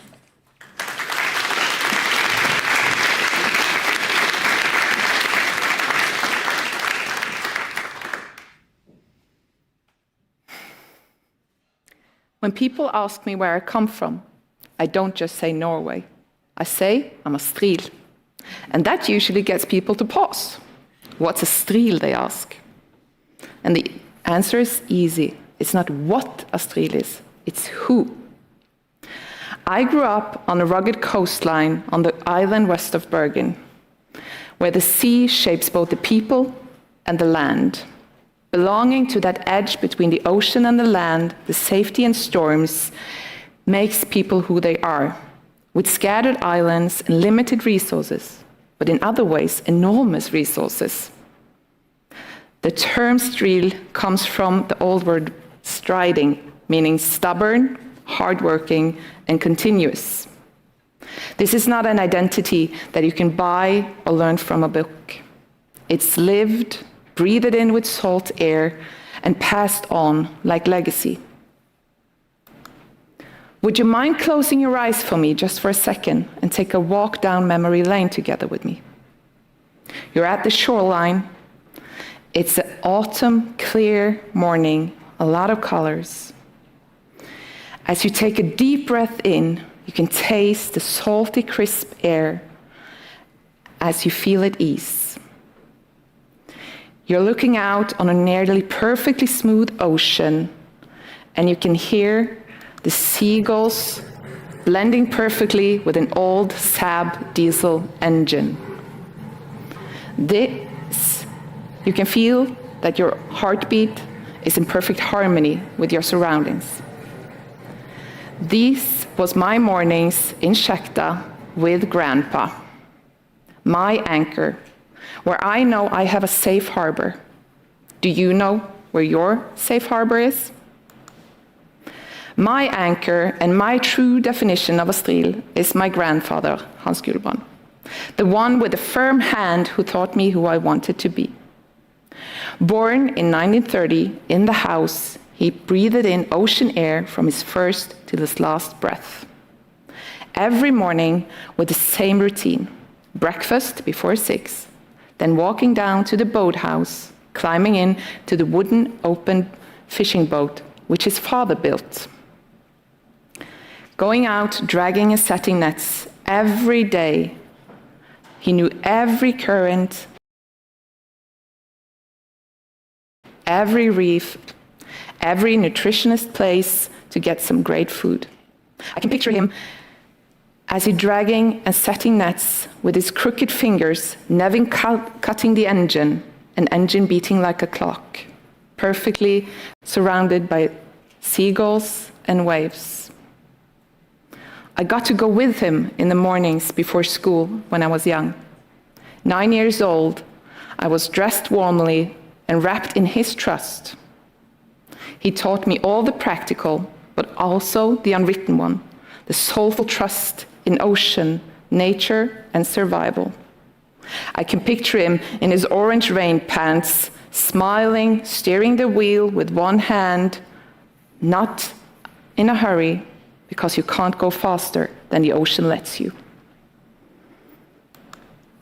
Can you imagine going out every day in the Skjekta, dragging and setting nets, and not knowing how to swim? There's Grandpa. And more than that, he taught me a way of thinking. Depend on nature, create solution, and trust community. He had to be his own MacGyver, creating solution with whatever was at hand, making him a highly adaptable entrepreneur. Necessity was the mother of invention, and I'm sure he created solutions to problems that we're still thinking about today, to my grandma's frustration sometimes. Just before he was born, his father and his uncle built some large storehouses on the pier stretching along the shoreline at our harbor and over the fjords. Today, more than 100 years later, all houses still stand, surviving countless storms, with history and sea salt breathed into the walls. Breathed from exceptional practical innovation, they did what I had to do. My grandpa inherited both the mindset, business, assets, and values. The family house was a welcoming place, the first in the community with a phone line, then color TV where neighbors gathered to watch the news. He was manager at the store at the pier, and later he installed some bunkering facility where you can fuel your boat directly from shoreline, still today one of the few places in the area.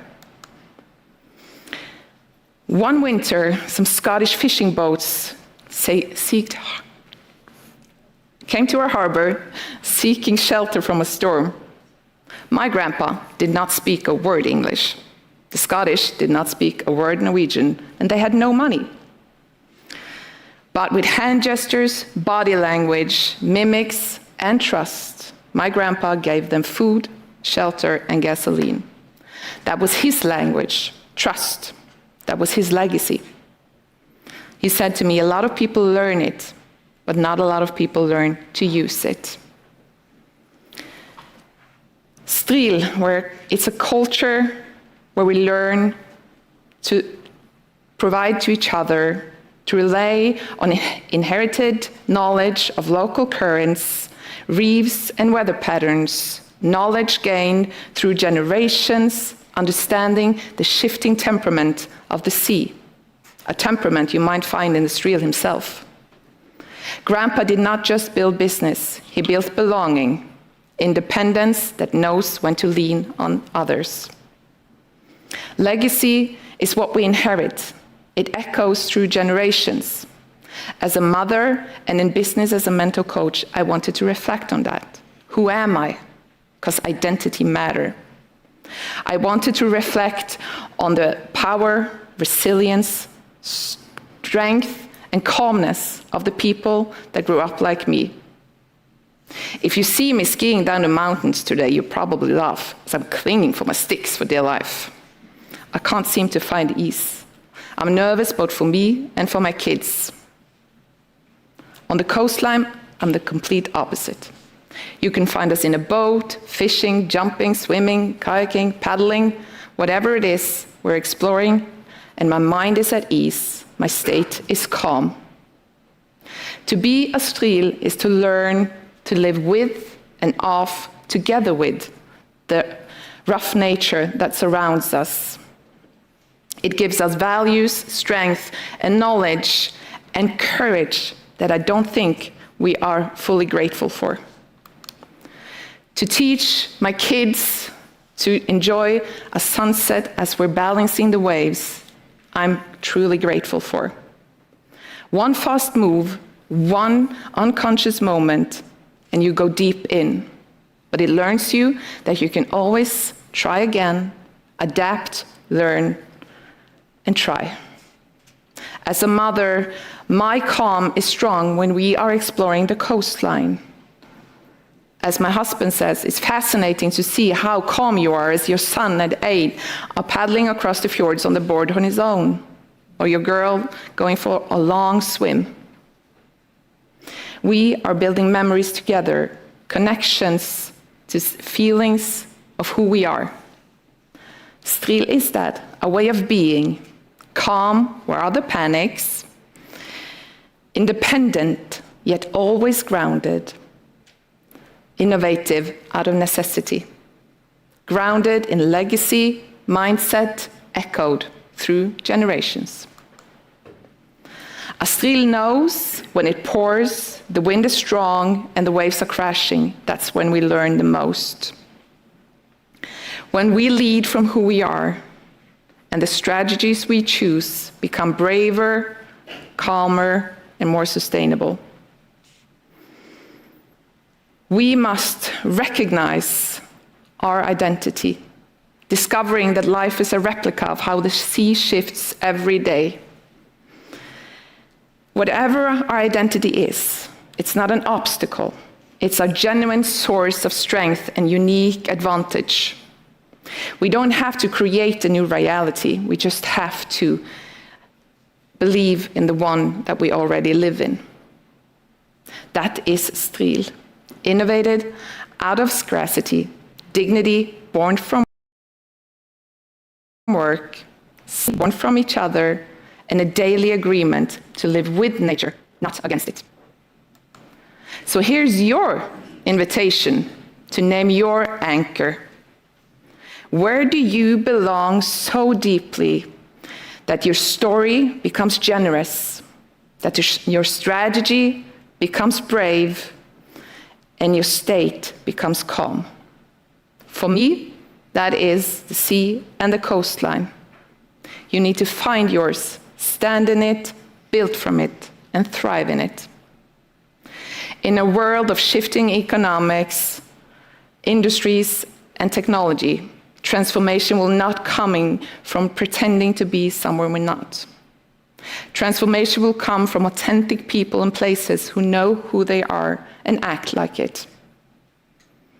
We need to embrace our identity. We need to thrive in it. My grandpa was a Stril, and I am grateful to get to live that legacy. I'm a Stril too.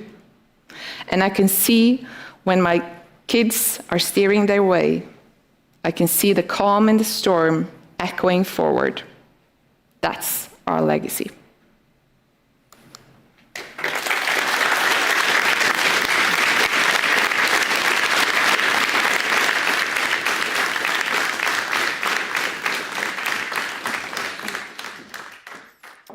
Thank you, Gertrud. You remind us that sustainability is not only about protecting nature, but about protecting who we are. Now, we turn to a question many still misunderstand. Can we safely store CO2 underground? And could doing so actually reverse climate change? Our final speaker in this session is one of the world's leading researchers on carbon storage. Her work shows that carbon capture is not science fiction, not a gamble, but a scientifically proven solution that is already working beneath the North Sea. Today, she challenged us to rethink what impossible means. Please welcome Sara Gasta.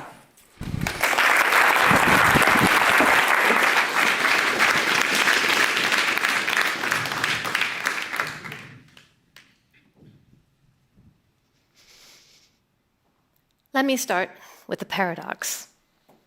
For nearly 30 years, we've been storing CO2 underground in dozens of locations around the world, even here in Øygarden, safely, without a single leak back to the atmosphere. It is one of the most mature technologies to combat climate change. Yet, when people hear about putting CO2 underground, their very first reaction is, no, that sounds way too risky. It's just going to leak out. Here's another paradox. Lots of things you do in your daily life, like turning on the lights, heating your home, even throwing out the trash, is contributing to the problem. But with carbon capture and storage, or CCS for short, those very same actions could actually be part of the solution. Take waste incineration in Europe, for example. Now, burning trash may not exactly sound clean or climate friendly, but compared to landfills, waste energy plants help prevent dangerous methane emissions, they generate electricity, and they even provide district heating to households and businesses. But they also release CO2, accounting for up to 2% of EU's emissions. And in some places like Norway, waste energy plants are some of the largest emitters in local communities. That's the case in Bergen, Norway, where I live. But here's a hidden secret. If we capture and store the CO2 from that process, we're actually going one step beyond just reducing emissions. Household waste usually contains more than 50% organic matter. That's carbon that's already been pulled from the atmosphere by plants and trees. So by capturing and storing that carbon, we actually create negative emissions. And why is that important? Negative emissions are actually a critical way of reducing not just the CO2 emissions that we are putting into the atmosphere today, but also for pulling out the emissions from the atmosphere that were put into the atmosphere by our parents, by our grandparents, by our great-grandparents, long before we knew the effects of climate change. So a community with a waste-energy plant with CCS could actually be very proud to say, our trash helps clean the atmosphere. So here's the idea I want to share with you today. CO2 storage is one of the safest, most scalable, and yet somehow most paradoxical climate solutions we have. But by understanding the science behind how it works, it's the key to seeing its potential. Of course, it feels natural to worry, and I get it. CO2 is a gas, gas is lighter than water, bubbles rise. So if I'm telling you I'm going to shove a lot of CO2 underground, your natural instinct is to say, okay, it's just going to come back up again, right? And we know this feeling from daily life. I pump up my bike tires and they eventually lose pressure. The water pipes in your house might seep. That lid on a jar in your cupboard, it's not airtight forever. Nothing really seems like a perfect seal. But that's where nature kicks in. The beauty of nature is that underground, we don't rely on any one single lid that might eventually fail. There are multiple lids, some of them physical, some of them chemical, but they all act together to trap the CO2 underground for a long, long time. That's what we call redundancy. It's nature's very own redundancy. And I'm an engineer, and I will tell you, engineers love redundancy. It's what keeps building from falling down. Not just one single failure, you need multiple. It keeps bridges from collapsing, and generally speaking, redundancy is behind what keeps our society safe. So deep underground, there are layers upon layers of muddy, hardened rock that have been deposited over millions and millions of years. And they have also kept oil and gas underground for millions and millions of years until we drilled holes to pull it all out. I'll come back to that in a second. CO2 is also not just this giant bubble of gas sitting underground. It's been squeezed into billions of tiny microscopic pores, like water in a sponge. Let's take a second to think about what it's like to squeeze out a sponge. A wet sponge full of water, you pick it up out of the sink, and I squeeze it, and a lot of that water comes out. But no matter how hard I squeeze that sponge, there's a lot of water that stays behind. Why? It's surface tension. Surface tension holds it in, and that's exactly what's happening deep underground. CO2 can move into the sponge, it can move through the sponge, but a lot of it gets trapped behind in those tiny, tiny pores. And it's not just a theory. We know it works in practice. Go back to my oil and gas. We ask any petroleum engineer how easy it is to get the oil and gas out of the ground. Did you know that all the drilling and pumping and treatments the oil and gas industry uses and spends trillions of dollars on, they can't get it all out. Huge amounts of oil stay trapped permanently underground. And those are the same physics that we rely on for CO2 storage, but we're actually quite lucky because we can take advantage of the physics instead of trying to fight against it.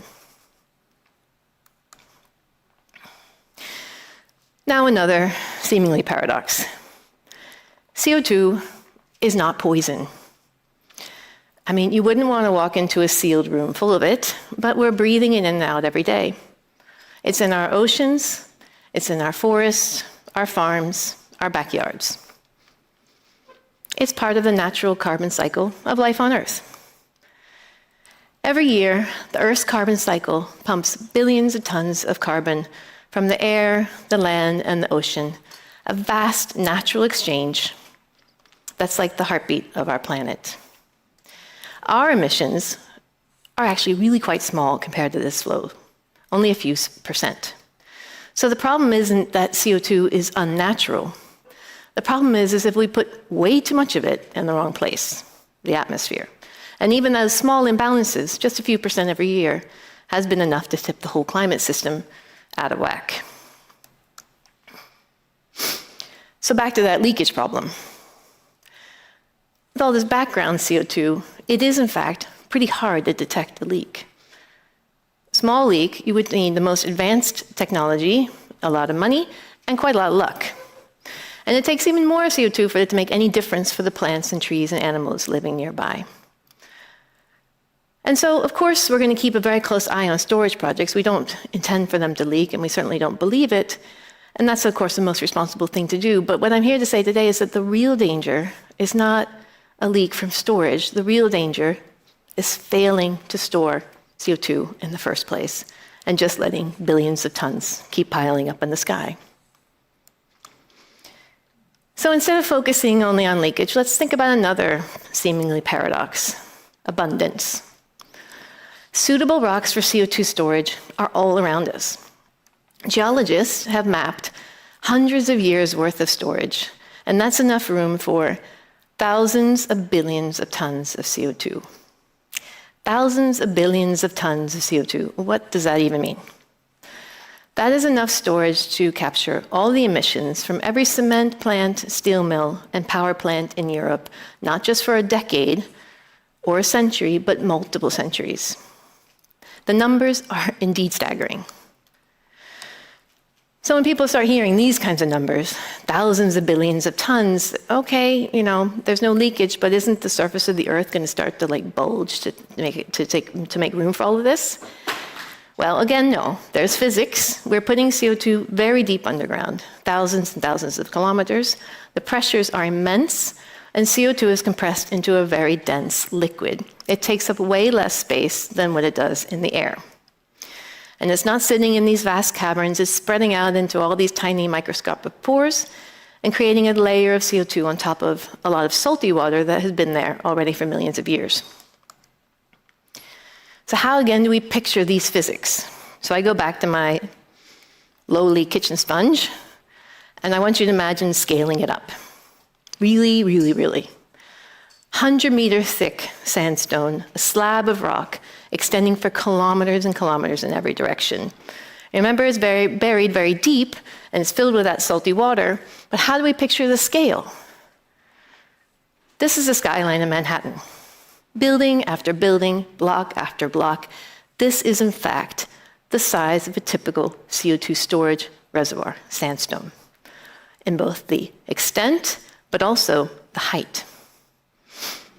Now imagine I take a single office chair out of one of these buildings and I put it next to me.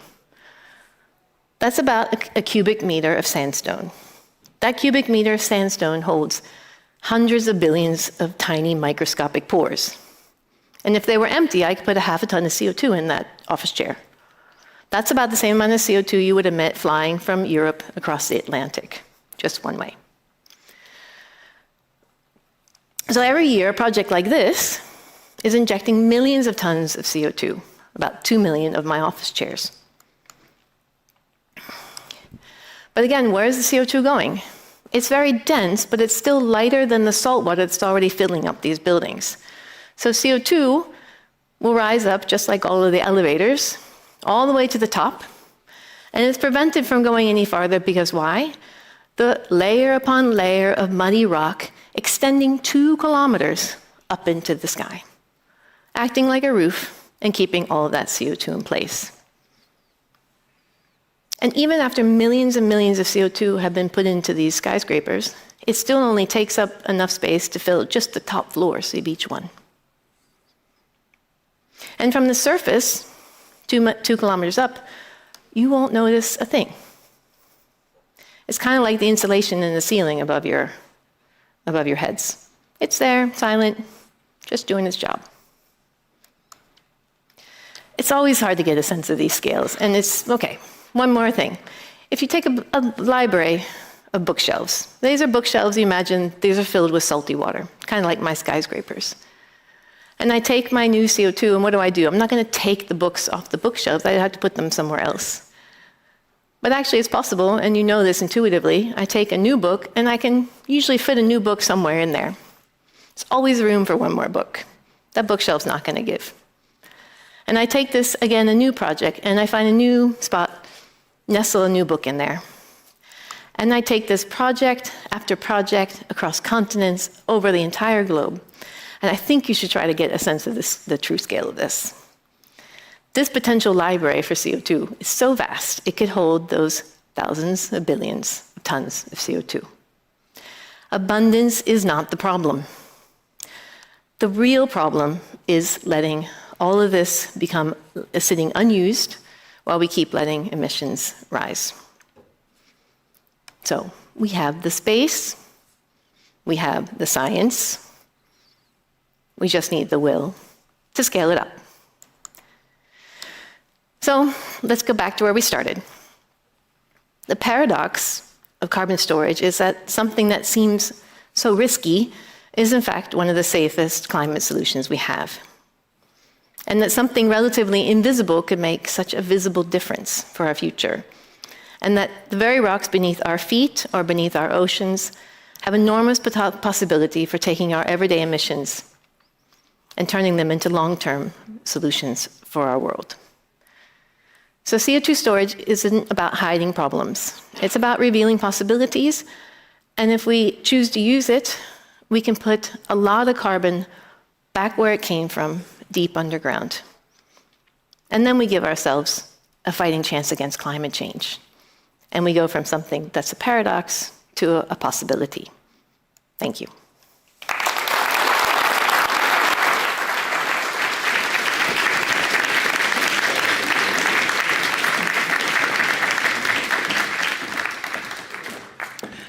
Thank you, Sarah. You showed us that climate solutions are not distant promises. They are already here, beneath our feet. You remind us that fear often comes from what we don't yet understand, and that knowledge gives us not just clarity, but power. Thank you to all of our speakers in session 2. We have journeyed through the ocean into polluted soil, through the story and deep beneath the Earth's crust, to discover possibility where many only see risk. We will now take a new break. Again, when you hear the bell ring, please come back. When we return, our final session, regeneration and meaning, where we confront not only how to sustain our planet, but how to sustain ourselves.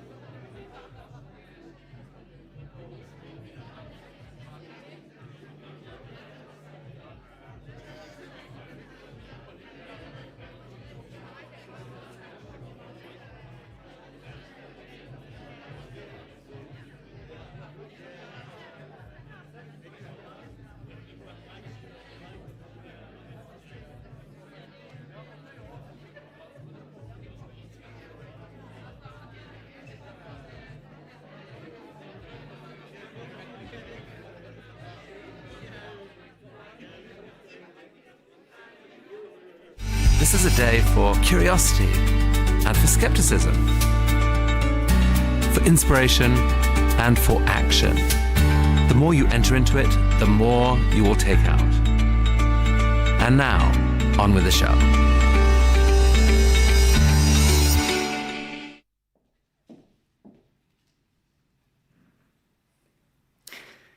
In our final session, we ask a different kind of question.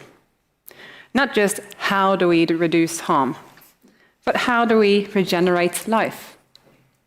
Not only how do we survive the future, but how do we create a future worth living in? This session is about renewal of systems, of nature, and ourselves. Our first speaker in this session had a simple realization while standing in his garden holding a shovel. He discovered that what we throw away can become the very thing that sustains us. And he began to see that circular economy is not just about waste, it's about people, system, and human flourishing. Please welcome Fredrik Smith-Fotland.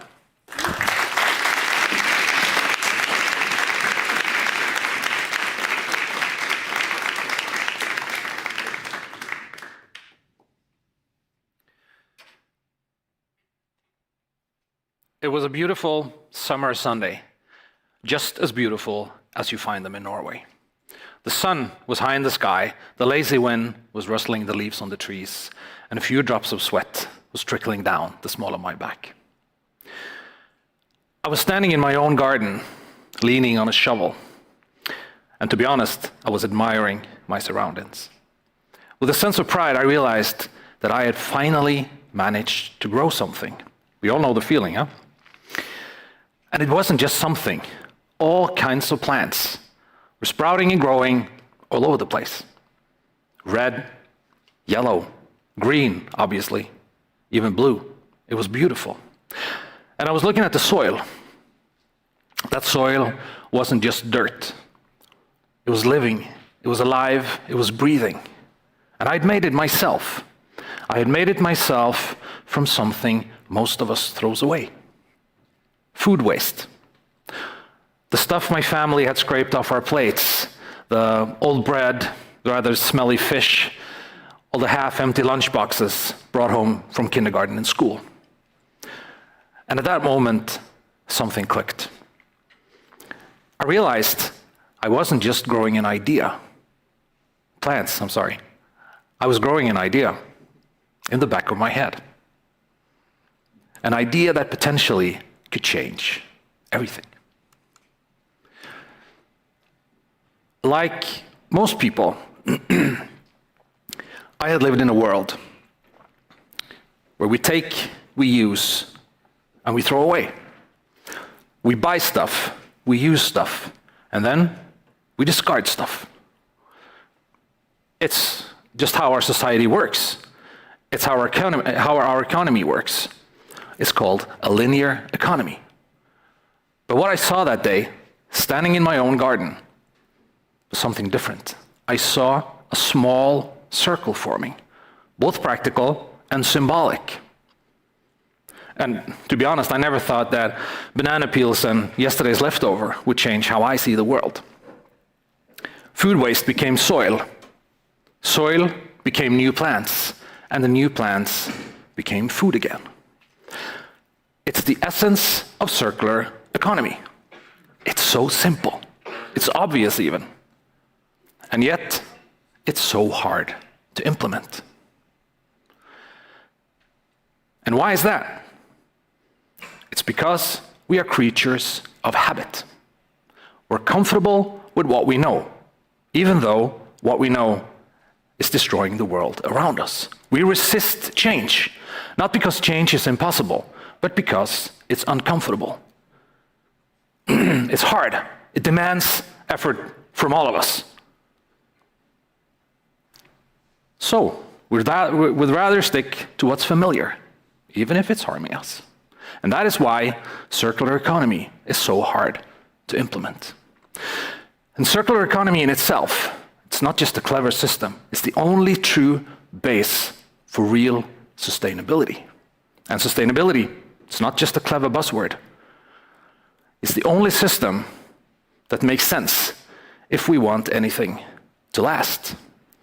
Because sustainability, the ability to sustain, applies to everything. The planet, our communities, our businesses, and ourselves.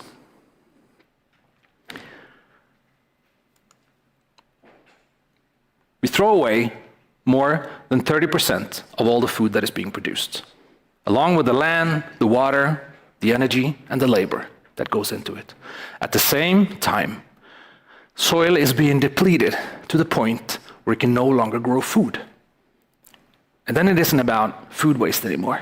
This is a case of resource blindness. Now, food waste isn't waste. It isn't a problem. It's potential. The average European throws away 173 kilos of food waste every year. I realized in my backyard, I could easily turn that same amount of food waste into 400 kilos of living, breathing, plantable compost, as well as 2,600 liters of liquid fertilizer. Now that's a driver for change. Here's the truth. Everything in nature works in circles.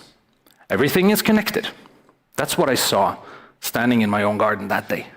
It all connects. Now, it's not just about food waste and soil. It's about everything. The planet, communities, people, ecosystems, most of all, people. What if we applied that same thinking, not just to waste, but to ourselves? We often talk about sustainability in terms of saving the planet, reducing emissions, cutting on waste, protecting our ecosystems. All essential, yes, but we tend to forget the human part. What does it mean to be sustainable as a human being? It means living in a way that doesn't burn you out, living in a way that doesn't break you down. It means creating systems for us to rest, to grow, and regenerate so that you can keep showing up, not just for the others, but for yourself. Because sustainability isn't just about lasting longer, it's about living better. And at the same time, we need to think in the bigger picture. Because human sustainability isn't only about how we take care of ourselves, it's about how we interact and care for other people. How do we listen? How do we support? How do we create space for other people to rest and to grow? Remember, we can never sustain alone. We can only sustain together. That's what sustainability is about. Imagine living in a world where we focus just as much on human health, physically and mentally, as we do on climate change. Imagine building systems, not just to take care of the planet, but to recharge and restore ourselves, the people.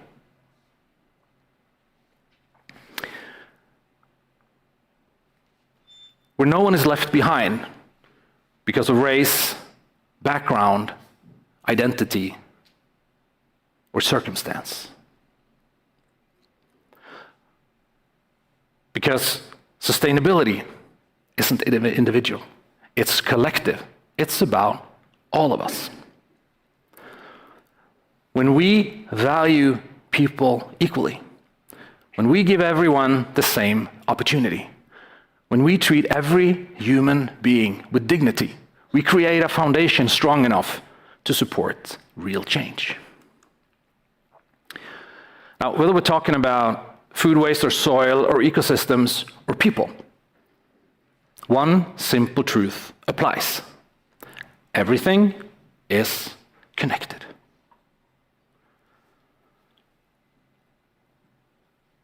If we want to sustain ourselves, we must first sustain the world. If we want to restore the planet, we must first restore each other. Sustainability is a mindset, and it starts with me, it starts with you, and it starts with all of us. Thank you.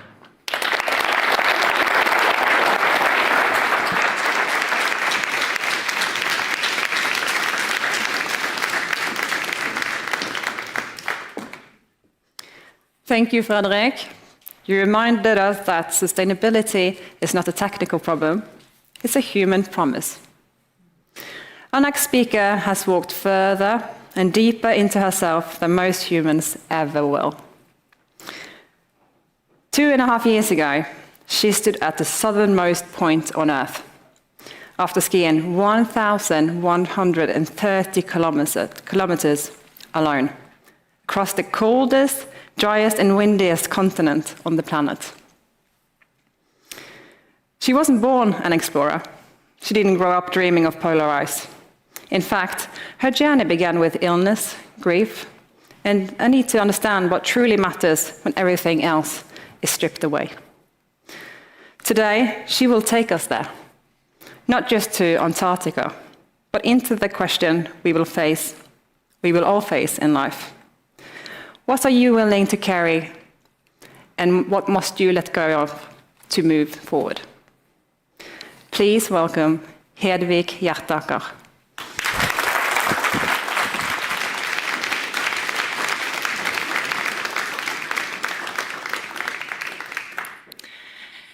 Two and a half years ago, I stood here, at the southernmost point on Earth, at the time being the youngest woman in history to ever attempt something as crazy as skiing alone to the South Pole.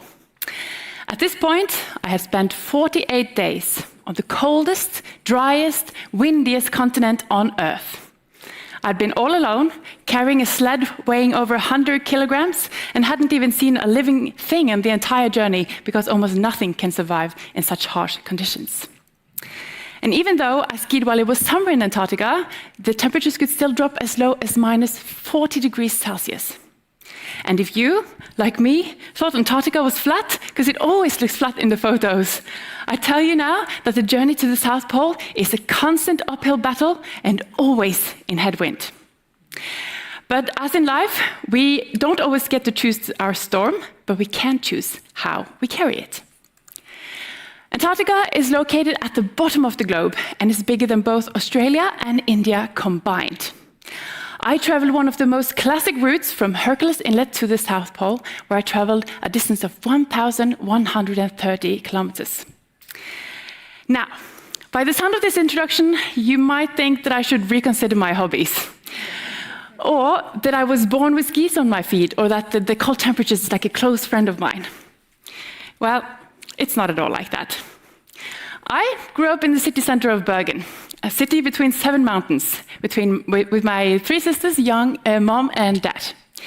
And we weren't exactly an outdoorsy family, but every Sunday I was dragged up the mountains, no exceptions. I was promised so much hot chocolate and candy if we just made it to the top. And I don't know if you can tell by the girl in the white by the end there, I hated it. I just could not see why we should be outside when life was so much more fun indoors with a Game Boy. But after spending an entire summer underwater on a holiday when I was 9, I found the activity that truly suited me. And 10 years later, I had won numerous national championships in swimming. I trained 25 hours a week and had developed a set of personal qualities that was about to shape who I was becoming. At this point, I am 17 years old and I felt invincible. I had no doubt in my mind that I could do anything in this world. An Olympic champion in swimming, of course. Maybe take a trip to the moon or just kiss the coolest guy in class. But as you all know, life is not a walk in the park. At 19, I got mononucleosis. In Norway, we call it the kissing disease, although there weren't a lot of kissing going around at the time. I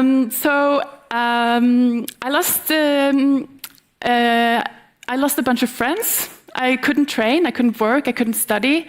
I got a chronic fatigue syndrome. So I had to sleep for a whole year. So how do you come back from something like that? Well, I decided to go back to one of the very first things I learned as a human: walking. First, short walks, and then they got longer and longer as both the body and mind were reminded of the beauty of simply moving forward. And once I was finally able to get outside, I just felt this kind of freedom and joy that I'd never experienced before on a hike. And for the first time, I started to truly appreciate the values that my parents had tried to pass on to me about the power of fresh air and nature. So I kept walking and walking and walking until one day I decided I wanted to walk to the Camino de Santiago, a pilgrimage route across northern Spain, 900 kilometers alone. Because the hardest part about living with fatigue isn't just the tiredness, it's the fear of becoming tired. And I knew I couldn't step into adult life being afraid of feeling worn out. So because I physically managed to walk across the country, and also because I shifted my mindset from what I couldn't do to what I could do, this trip became proof. Proof that I was healthy again. And I find it so powerful that one personal win like this can spark a whole chain reaction where momentum is built and one victory can lead to the next. So after Spain, I couldn't stop. I biked, I ran, I hiked, I even climbed to the top of Aconcagua, the highest mountain outside the Himalayas. I felt like every step gave me back a part of myself, and because every step made me feel free and aligned with my values again. And 3 years ago, I decided I wanted to walk to the end of the world. How do you come up with an idea like that? Well, in 2020, I lost my mother to cancer. She was only 57 years old. My mom lived a healthy life. She was strong, full of energy, and always positive. One day, she came home and told us that she had cancer in her stomach. She said that the prognosis was bad, but calm, she added, it'll probably be fine. A few weeks later, the doctors told us that the cancer had spread. And from that point, life was all about giving Mom the best quality of life with the time she had left. And after 2 years of fighting the hardest battle, one day, Mom lost against cancer. Suddenly, she just wasn't here anymore. That one person that had been by my side since the day I was born. And I found it so hard to understand, because there didn't seem to be any reason why her life, of all lives, should be taken away from us. Is there even a point in living healthy if life can just be taken away by random chance anyway? These thoughts started to eat away at me and made me lose all motivation. To train, go to work, to be outside, to be with friends, all the things that we know are the most important things when life gets heavy. I just could not bring myself to do any of them. So, but all the things, yeah, I felt like the grief of losing my mother took away the spark of me. Because grief is a deeply uncomfortable feeling, right? And our bodies crave good ones. So we distract ourselves by saying things like, I don't want to think about this. And I'm not different than anyone else. So what do you think I did? I laid on my couch and I scrolled on Instagram. And that's where I come across an advertisement for Gore-Tex, where I see Molly Hughes becoming the youngest woman in history to ski solo to the South Pole. I'm instantly drawn to this image and fascinated by the coincidence. Don't get me wrong, I'm fully aware that the algorithm had calculated that this was something that would catch my attention. But the timing felt different, because I was in such desperate search for some sort of meaning in this life. A quick little Google search told me that I had a tiny chance to beat Molly's record. And then I just decided, with the almost carefree thought that if Molly can do it, then so can I. But deep down, I knew that by deciding this would be my way of processing grief, by doing what I had done to overcome my own illness a few years earlier, by being outside, moving my body for a long time. There was just a teeny tiny problem about this high-pole plan. I was completely unqualified. I had spent my childhood in swimming pools, not on skis. and I didn't know how to use a camp stove or a compass, and I'd only bought my first tent a few years earlier. And I knew a dozen of people who were much more suited for this kind of expedition than I was. But once I make a decision, I never look back. So to go to somewhere you've never been, you have to do things you've never done. First thing I did was to set a series of tiny goals. Find a sled, load it up, and start training. I crossed different national parks in Norway. I also later crossed the Greenland ice cap and realized, to my own surprise, that the winter wilderness is quite fun. So I trained by dragging car tires around town for hours every week to simulate the sled. I learned how to fix a stove, how to use a satellite phone.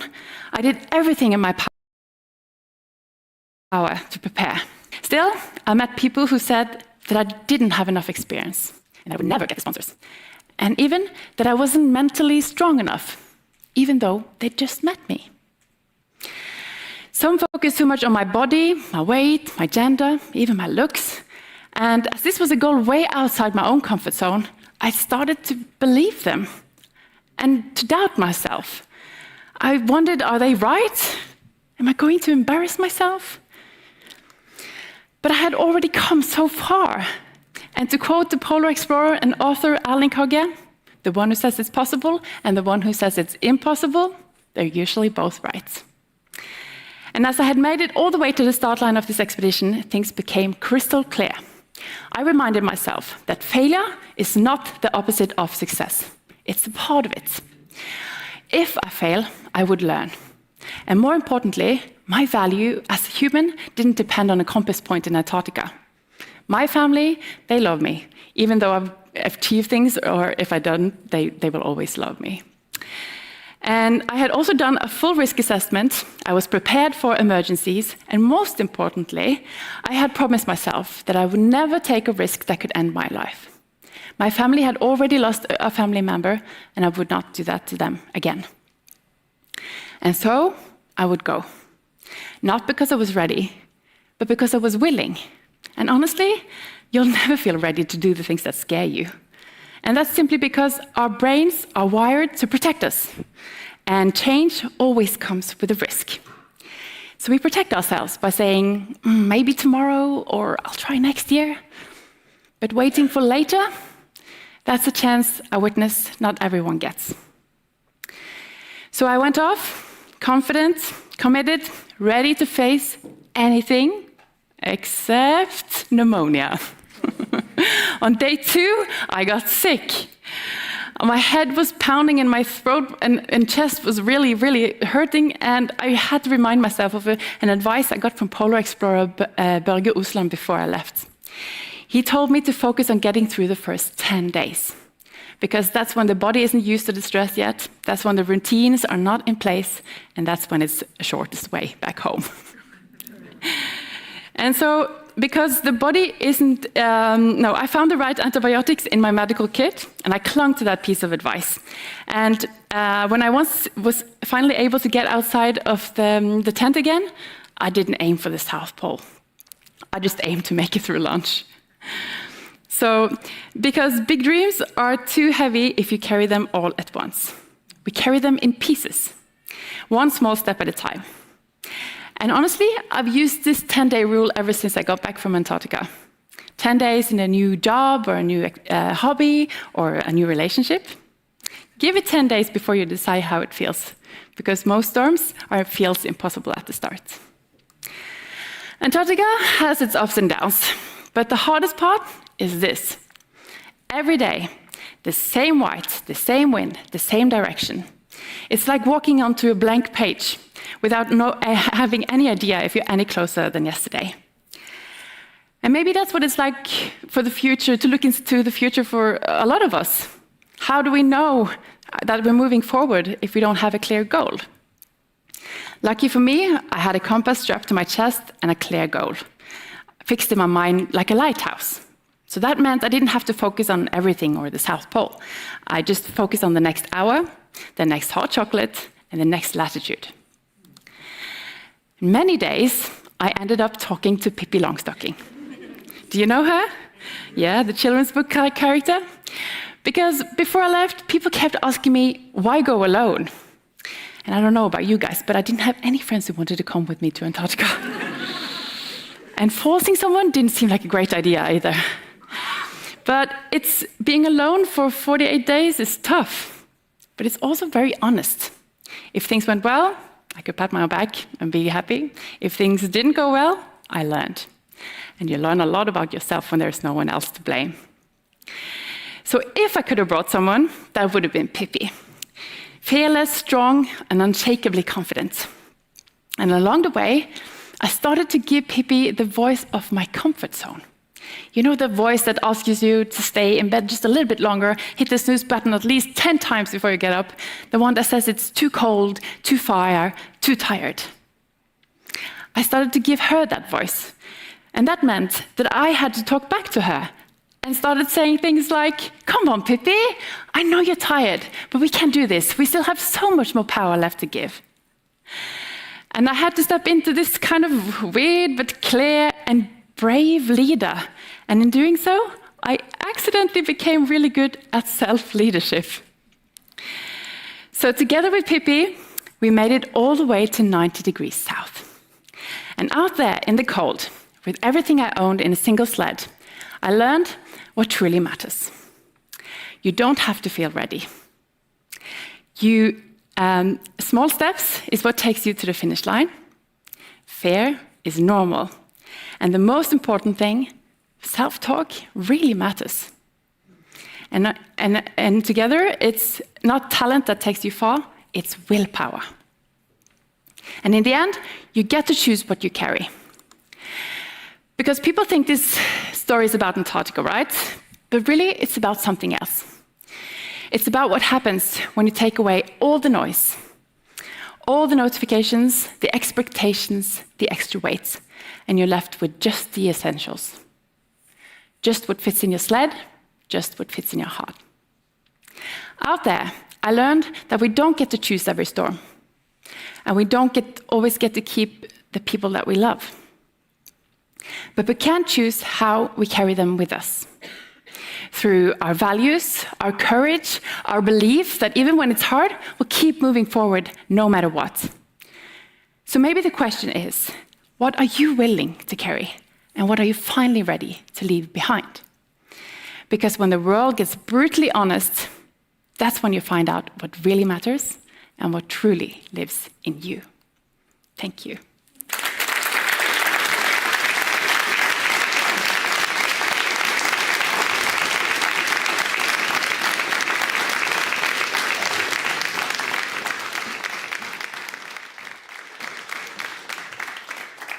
Thank you, Hedvig.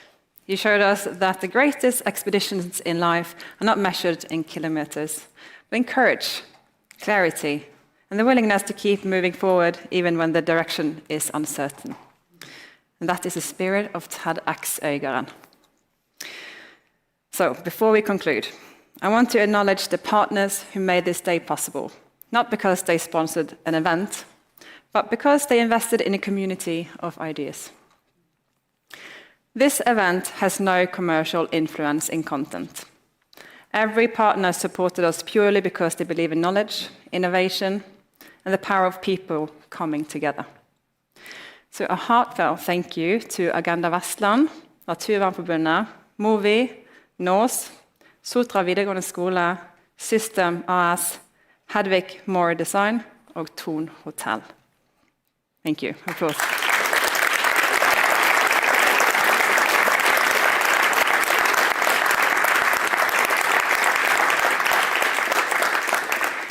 Now, I want to recognize the true heartbeat of TEDxØygarden, and that's our volunteers. So half of them have already gone home. It's been a long, long day.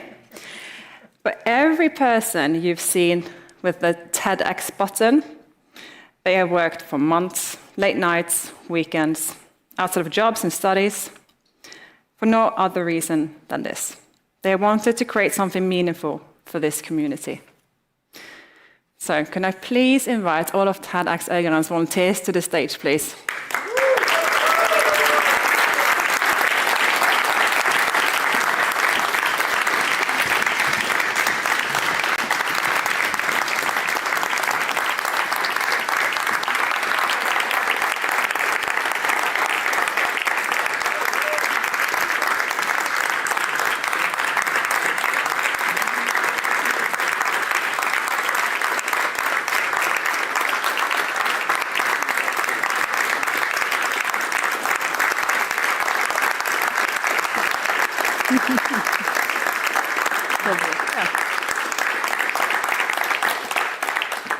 These are your neighbors, your colleagues, your students, ordinary people doing something extraordinary. Thank you so much. Okay.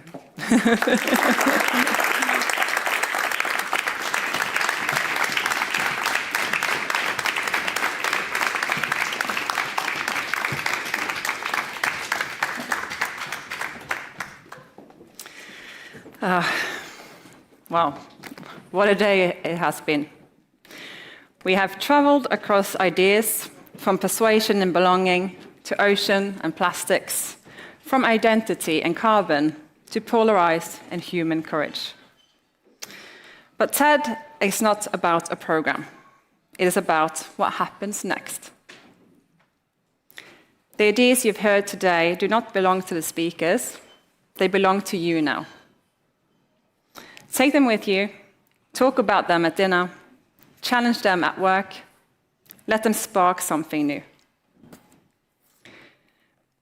Because the future is not something we enter, it's something we create. And thank you for being here, thank you for listening, and until we meet again, the future is not out there, it's here between us. We are not ending with words, we are ending with movement. But before you get the final performance of the evening, I want to let you know that there will be an after party over at Sotra Bowling. There's a pub there. You're all welcome to come and have a drink with us if you want to. But before then, please welcome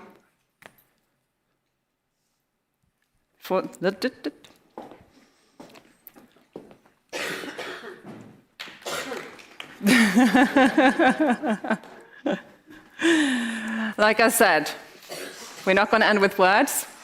We're going to end with movement, with life, and with the future in motion. Please welcome the dance ensemble Rejuvenate with the performance created just for this moment.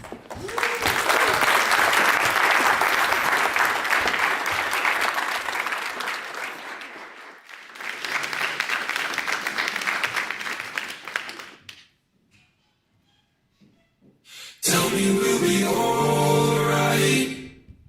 Say that we'll be fine. Plug me right in, jump through the screen. Final frontier, I can be anything. Maddening scenes, Anthropocene. Blinking, you'll miss us like we were a dream. Maybe AI is the messiah. My machines learned all my kinks and desires. Virtual porn, airbrush Majora. We having fun, yeah. Endless hot takes, chaos will reign. Guess we learn nothing from history's mistakes. Billionaires, rocket to Mars. Stuck on Earth drinking in a driverless cars. Ice caps will fall, Cali will burn. We'll fill the Nile until it's my turn. Bunch of old white men who don't give a but we having fun, yeah. Tell me we'll be alright. Say that we'll be fine. Lie to me, it's alright, right? Say that we'll be fine. Just a little bit of tenderness. It's a little bit of tenderness. Say that we'll be alright, right? Even if it's lies. We're living in a sci-fi fantasy. I'm sleeping with a robot next to me. Find planet B, that's all we need so we can have fun. Tell me we'll be alright.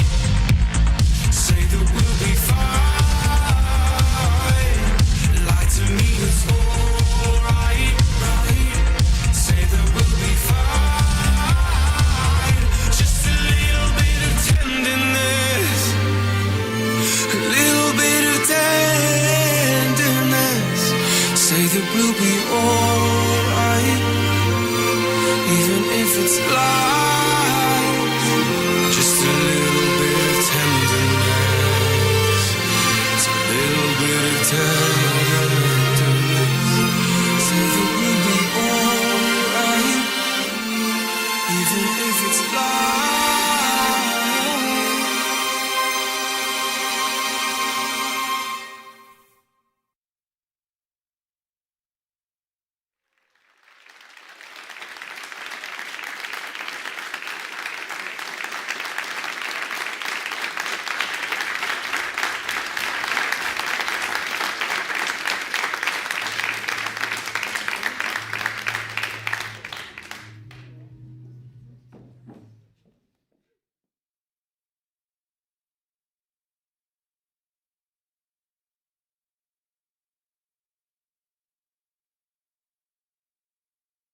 Til neste gang,